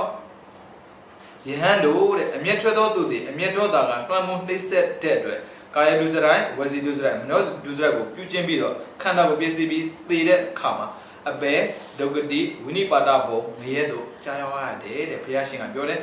သူများကပြောတဲ့စကားကိုနားမခံနိုင်လို့သေမခံနိုင်လို့ဆိုတဲ့ပုံကိုယ်တွေကကာယဒုစရိုက်ဝစီဒုစရိုက်မနောဒုစရိုက်ကိုကျူးလွန်ပြီးသေပြီးတဲ့နောက်မှာဘယ်ရောက်လဲဆိုရင်အပေကြားနိုင်တယ်တဲ့ကိုယ့်ကိုအပေကျူးလွန်လို့အပေကြားတာတန်တယ်ဟုတ်တယ်လေခိုးလို့ဖန်ခံတာကိုခိုးလို့ကိုဖန်ခံတာလေကိုကအိတ်နေတယ်ကိုခိုးတယ်ကိုဖန်ခံတယ်မတန်ဘူးလေဒါသူများတော့မသိဘူးဦးစိယူဆကြတယ်အဲ့လိုယူဆတာဒုစရိုက်ကိုကိုယ်တိုင်လုပ်တယ်ခန်းတာတန်တယ်ငရဲမကတော့ပဲအဝေးစီအောက်ကိုဆင်းသွားတယ်ဦးစိဆင်းသွားမှာပဲဘာဖြစ်လို့ကိုလုပ်ခဲ့တာလေဒါပေမဲ့သူများပြောစကားတစ်ခုကြောင့်အပယ်ရောက်တဲ့ဖြစ်မျိုးတော့ဦးစိတို့လက်မခံနိုင်သူများပြောတဲ့စကားကြောင့်ဒုစရိုက်တစ်ခုကိုကျူးလွန်တယ်ဆိုရင်မဖြစ်စေချင်ဘူးဒါဦးစိတို့ဆန္ဒပဲဦးစိတို့လည်းအဲ့လိုဖြစ်ဖို့ဘယ်တော့မှကြိုးစားမှာမဟုတ်ဘူးဟုတ်ဆိုဒီလောက်စာရင်သင်ထားတာပဲဟုတ်တယ်မလားဘယ်နဲ့တော့ရှိတယ်စာသင်နေတာပဲဗျာရှူဒီကနေဝင်ဒီကနေရှူနဲ့ထွက်သွားအဲ့လိုလားဒါကြောင့်မို့လေအပယ်ကိုကြားခါနေကြရင်ကိုယ့်ကိုယ်ပြန်စစ်ကြည့်ငါလောက်ခဲ့တဲ့အာကုသိုလ်ကြောင့်ကြားလာတာငါလောက်ခဲ့တဲ့အာကုသိုလ်ကြောင့်ကြားရင်ပျော်ကြီးတာသွားဘာလို့တားလို့မရဘူးသူများလောက်ခဲ့တဲ့အာကုသိုလ်ကြောင့်ဆိုရင်မပြေလို့ရတယ်နာအဖြေပဲအဲကြောင့်သူများကြောင့်အာကုသိုလ်လောက်တဲ့ဖြစ်မျိုးတော့ဘယ်တော့မှမလုံးနဲ့ဗျကိုကြက်လို့ကိုလုပ်တာပဲဖြစ်ဟုတ်တယ်မလားပြီးတော့ယဟန်တို့တဲ့အစွန်းတစ်ဖက်၌မီးလောင်ထားပြီးအလဲမှာမစင်လူးနေတဲ့သူသေးကောင်ဘုတ်ဟာတဲ့ထင်ကလားတဲ့ယူဝါမှာဖြစ်ဖြစ်တောမှာဖြစ်ဖြစ်တေသားဖြစ်ပြုလုပ်ရမယ်ပြုဖွယ်ကိစ္စမှန်သမျှကိုမပြီးစေနိုင်တယ်လို့ပဲတဲ့အဘိဇာပြပါဒစသည်ပွားများနေတဲ့ဒေါသရှိတဲ့ပုဂ္ဂိုလ်ကိုသူသေးကောင်ဖုတ်ထားတဲ့ထင်ကလားနဲ့တူတယ်တဲ့အဲ့မသာဖုတ်အတုပဖုတ်ထားတဲ့ထင်းလေဘာမှသုံးမရဘူးသုံးလို့ရလားသုံးရတဲ့ဘိုးရှိတာဥစဉ်ကဘာမှဘိုးဆိုသေးတယ်နမေမရှိဘူးနမမရှိဘူးဆိုတော့လေအဲ့ထင်းကဘာမှသုံးလို့မရဘူးပြီးတော့ဗါလဲမစင်းနဲ့လူသေးတယ်ကြည့်အောင်မစင်းလူပြီးတော့အတုပဖုတ်ထားတဲ့သစ်အဲ့တေတာထင်းဟာဘယ်သူမှမတော်ဘူးတဲ့အဲ့မထင်ကလားတဲ့ဘာဖြစ်လို့ခေါ်တာမဲလို့မိသွေးပြောတာဟုတ်ပြီနော်ဩဘုသူတော်တော်စောရနော်ဒီလိုပြောလိုက်ပြီစီဟောတိတယ်တင်လို့ပြောတော့ဩထင်ကလားတော့ဘာပြောလဲမိသွေးဟုတ်တယ်မိသွေးဦးစင်တို့ဒီထမင်းချက်ဖို့အတွက်မိသွေးဝယ်ကိုတိနေရင်တော့ဘယ်မှာမဟုတ်ဘူးမိသွေးဆိုတာတိတန်ဖုတ်ပြရတာတင်ချန်ကုန်းမသာဖုတ်ပြီးသားမိသွေးကိုဦးစင်တော့မှာလားဘယ်သုံးလဲတိနေမသုံးလေမတိလို့သာသုံးတာဒါကြောင့်မိသွေးဆိုတိတန်ဖုတ်ရတာဒါပေမဲ့အခုကထင်ကလားပဲလားလေအာတုပကောင်းနေလာတာသူ့သေးကောင်ဖုတ်ထားတဲ့ထင်ကလားနဲ့တူတယ်ဆိုတာမသာဖုတ်ထားတဲ့မိသွေးနဲ့တူတယ်တဲ့အခုကတော့ plastic နဲ့သုံးဆိုမသိဘူးပေါ့ဦးစင်တောနဲ့မှရှိတော့အဲ့မိသွေးသုံးရတယ်ဗျဟုတ်တယ်မလားအဲ့ဒါကိုပြောတာထင်ကလားဆိုတာဟောဒီလိုမျိုးအမျက်ထွက်တဲ့တွေ့တဲ့မြတ်စွာဘုရားအဆုံးအမကိုလိုင်းနာသူမဟုတ်တော့ဘူးလေဗျာပြင်ထားသူများပြောတဲ့စကားမှမျောသွားပြီဆိုရင်တော့အဲ့ဒါမြတ်စွာဘုရားအဆုံးအမမှာတည်သူမဟုတ်တော့ဘူးမျောစရာလိုလားမလိုဘူးပရမအမျက်ထွက်သူထက်ပိုပြီးတော့ယုံမှသူတဲ့နှစ်ချက်ရှိသွားနော်နံပါတ်1ကဘုရားရဲ့အဆုံးအမကိုလက်ခံသူမဟုတ်တော့ဘူးနံပါတ်2ကအပြည့်လုံးသူထက်ပိုပြီးရောက်ပါလေတဲ့ပြီးတော့နံပါတ်3ကအောင်နိုင်ခဲ့တဲ့စေပွဲကိုမအောင်တော့ဘူးတဲ့နံပါတ်4ကရန်သူကပြုတဲ့ရန်သူအကြိုက်သဘောတရားကိုကိုတိုင်းလောက်ရရောက်တယ်တဲ့ကိုမကြိုက်တဲ့သူရဲ့စိတ်ကြိုက်ကိုလုံးမိတာသူကဒါမျိုးဖြစ်စီချင်တာကိုကလည်းဒါမျိုးလုံးမိတာလေပြီးတော့လူစည်းစိမ်နဲ့ရှုံးရဟန်းကိစ္စနဲ့မပြီးတဲ့အတွက်ထင်ကလာနဲ့တူတဲ့ဆိုတဲ့ကကစုပမတော့လာတရားတော်ကိုတွေ့ပြီးတော့အမြတ်တော်သားကိုပယ်ချောက်ပါတယ်အဲ့ဒီတော့ကိုနောက်ထောင်ပြီးတော့ ကိုမှဖြစ်လာနိုင်တဲ့ဒေါသကိုပယ်ဖြောင်းအောင်ပါအခုအသက်ရှင်နေတာသူများလူကြာရှင်နေတာလားကိုလူကြာရှင်နေတာလားအပြောကြပါကိုလူကြာသူများလူကြာယူသားနေလေတာကြည့်ပါကောင်းမှထွက်မလာအဲ့လောက်ပါအောင်ကိုလူကြာရှင်နေတာသူများလူကြာရှင်နေတာလားဟမ်လောက်ပါအောင်ဘယ်သူလူကြာလဲဆက်စရာလူကြာဇက်သမားနဲ့တွေ့အဲ့ဆိုသွားအောင်မပဲတာလာဗုဒ္ဓသုတ်ဆိုတာရှိတယ်တာလာဗုဒ္ဓသုတ်မှာအဲ့ဇက်စရာကြီးကမြတ်စွာဘုရားသွားလျှောက်တယ်အရှင်ဘုရားတဲ့ဒီတော့သိရင်တော့ပါဟသနတ်ပြည်ကိုရောက်မှာပဲဘာဖြစ်လို့လဲဆိုတော့ဒီတော့ဆရာကြီးလည်းဒီတော့ဆုံးမခဲ့ပါတယ်ဗျာတဲ့လူတွေကိုပျော်ရွှင်အောင်လုပ်တာဖြစ်တဲ့အတွက်ပျော်ရွှင်မှုပေးတဲ့လူကနတ်ပြည်ရောက်မှာပဲအဲ့ဒါရှင်ဘုရားရဲ့ထင်မြင်ချက်တွေတစ်ချက်ပြောပြပါတဲ့သူကလည်းဘုရားမကသွားမိတာဘုရားမပြောဘူးပထမတစ်ခါညင်းတယ်ရွေးရတဲ့ခါညင်းတယ်တတိယတစ်ခါညင်းတယ်ဟာဘုရားမညင်းနဲ့လေမရဘူးဖြည့်ဆိုတော့ဟိုကဖြည့်တယ်ပါသာနတ်ပြည်တော့ရောက်မှာမဟုတ်ဘူးတဲ့ပါသာငရဲကိုရောက်မှာတဲ့ဇက်စရာလိုကြလေပါသာငရဲရောက်မှာအဲ့လူရောမိုဘာလီရောဟာကျူးကျူးပေါအောင်ဟိုလားအဲ့နဲ့ဖေကမင်းကပြောတာပဲငါ့ကိုမမေးပါနဲ့ဆိုငါပြောတော့မင်းကိုမဟုတ်ဘူးဗျာတဲ့ရှင်မြတ်ပြောတဲ့တရားကိုကြားပြီးတော့မူတာမဟုတ်ပါဘူးတဲ့အမှားတွေကိုပြောခဲ့တဲ့ဆရာတွေအမှားပြောမှမသိတဲ့ကိုဝန်းနေလို့မူတာပါတဲ့ကိုမသိလို့ဝန်းနေငူရမယ်ဆိုတော့ဦးဇင်းတို့ကြောင်းရဲ့ရင်ရောလာပြီးဒီလိုမျိုးဟုတ်တယ်မလားအမှားပြောတဲ့စကားအမှားမှမသိဘဲနဲ့ယူထားမိတဲ့ကိုမကျင်တတ်လို့ငိုမိတာပါတဲ့အခုကိုပြန်ကြည့်ခန္ဓာရရင်လို့ဆိုတော့စိတ်ဝါရှားမှာပဲဒါပေမဲ့ကိုယ်စိတ်နဲ့ကိုဖြစ်ဖို့တော့လိုအပ်ပါတယ်သူများစိတ်နဲ့ကိုဖြစ်ဖို့တော့မလိုအပ်ဘူးသူများကဆွတ်မှာပဲအထူးအဖြင့်လောဘနဲ့ဆွတ်တာကိစ္စမရှိမဲ့ဒေါသနဲ့ဆွတ်တော့ပြင်ထားပါဒေါသရဲ့သွားရလမ်းကရှင်းရှင်းလေးရဲ့ဟုတ်တယ်မလားမတန်ဘူးလောဘကြောင့်သွားရလမ်းကလောဘကကိုတွေ့ဒေါသကသူများနဲ့မဆိုင်ဘူးဟုတ်တယ်မလားလောဘကိုရှာတယ်ကိုတွေ့ရတယ်ဘာလို့ပဲသူများတွေ့လောက်တယ်ပြောဘယ်ထဲဝင်လာလဲကိုယ့်အထက်ကိုဝင်လာတာဒါပေမဲ့အဲ့ဒီလောဘနဲ့ရှင်သန်တဲ့ပုဂ္ဂိုလ်တယောက်သူများကထိခဲ့တဲ့ခါမှာကိုယ်မခံနိုင်တဲ့အတွက်ကိုယ်မှာကောင်းတဲ့စိတ်လေးတွေသူ့ကိုဖက်ပေးလိုက်ရတယ်အဲ့ဆိုမကောင်းတဲ့စိတ်တွေကိုယ်မှာတဖြည်းဖြည်းနဲ့နေရတယ်အဲ့ဆိုသွားမယ်လမ်းကမတန်ဘူးလေညာလည်းအိတ်လို့မပြောဘူး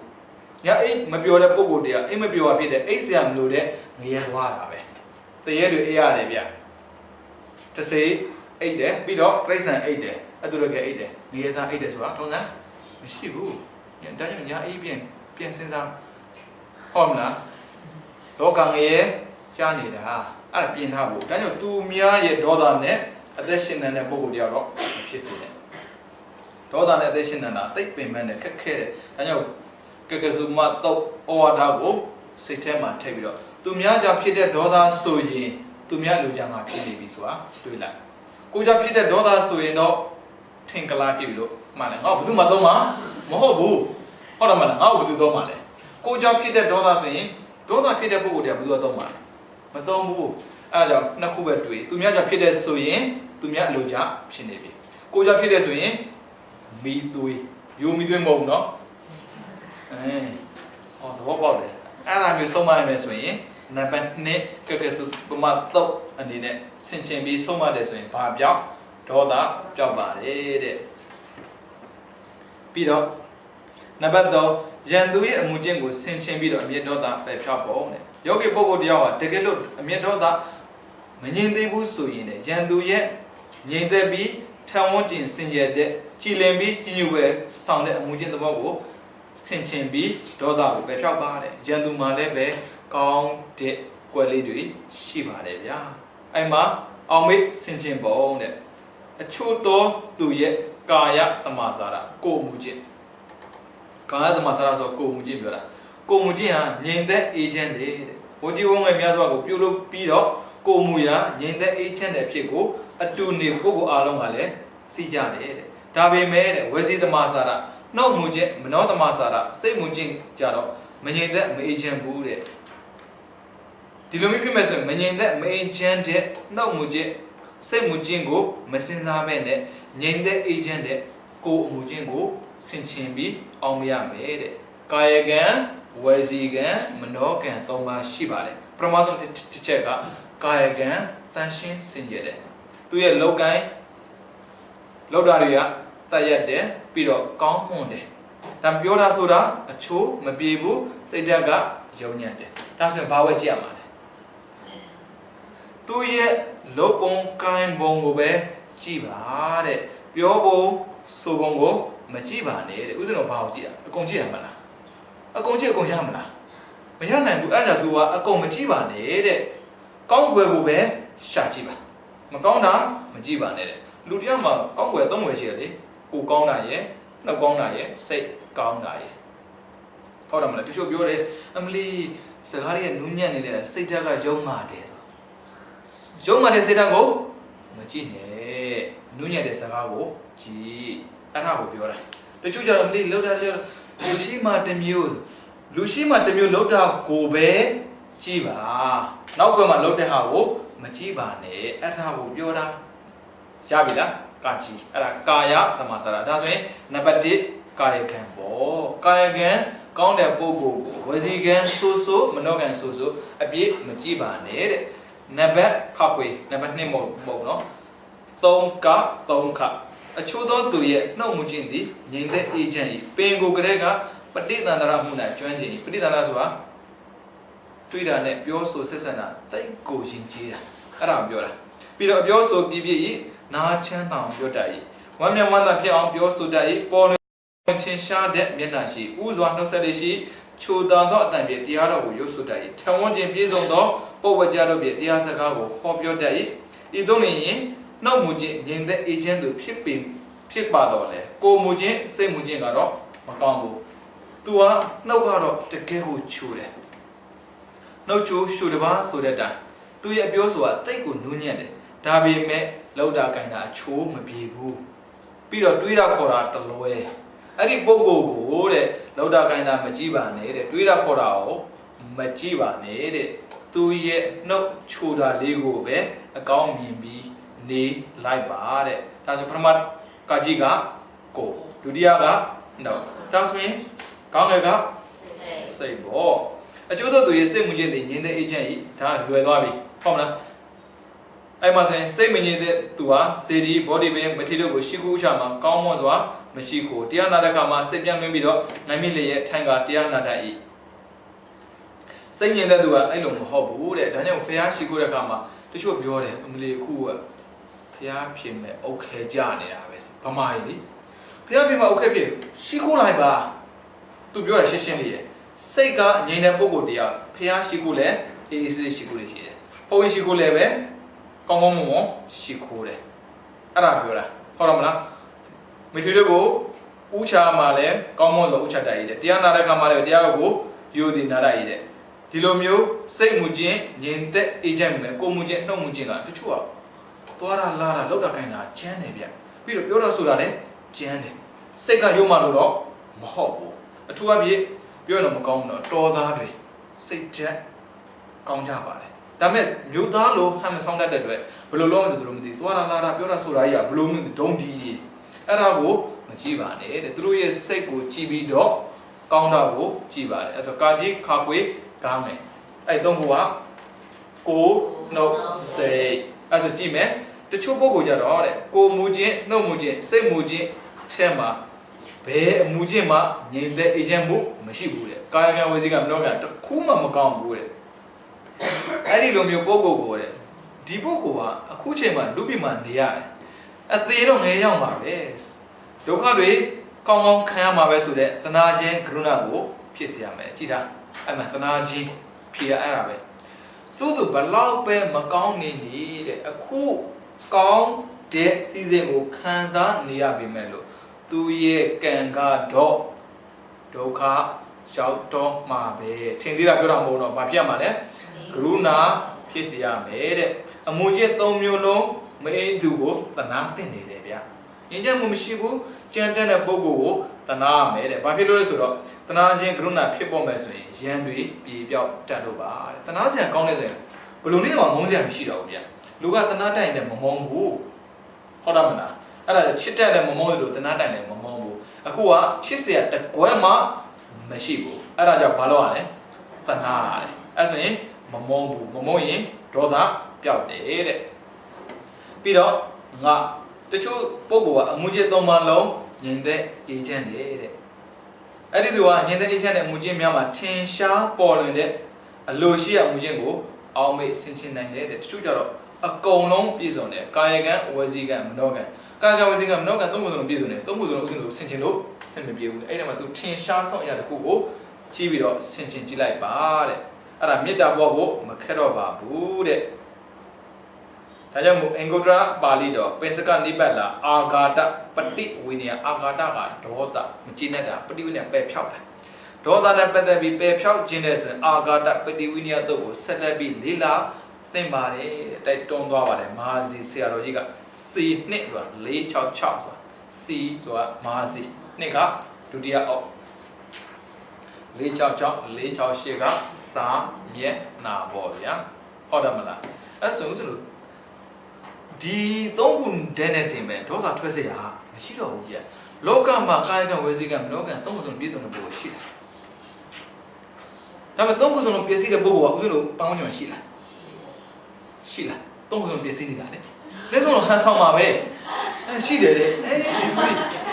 အဲ့ဒီလူနဲ့တွဲပြီးလှုပ်လှုပ်နေမှာတော့ကိုယ်လည်းဒီလိုဖြစ်နေမှာပေါ့ဩမေကုံမေးဗာမေးမေးမှမသိဥစဉ်လို့များသွားပြီဒီပန်းဝန်းကျင်နော်ဒီနိုင်ငံမှာဆိုရင်ကာယကဝစီကမနောကသုံးခုစလုံးသုံးလို့များတဲ့လူမရှိဘူးတစ်ခုခုရှိကောင်းတယ်ဆိုတော့စင်မူရီယန်ဆိုရင်ပါဒါပဲအဲ့ဆိုရင် तू ကောင်းဖို့ကိုကြည့်လိုက်ပေါ့ဥစဉ်လို့ဘာမှကြာတော့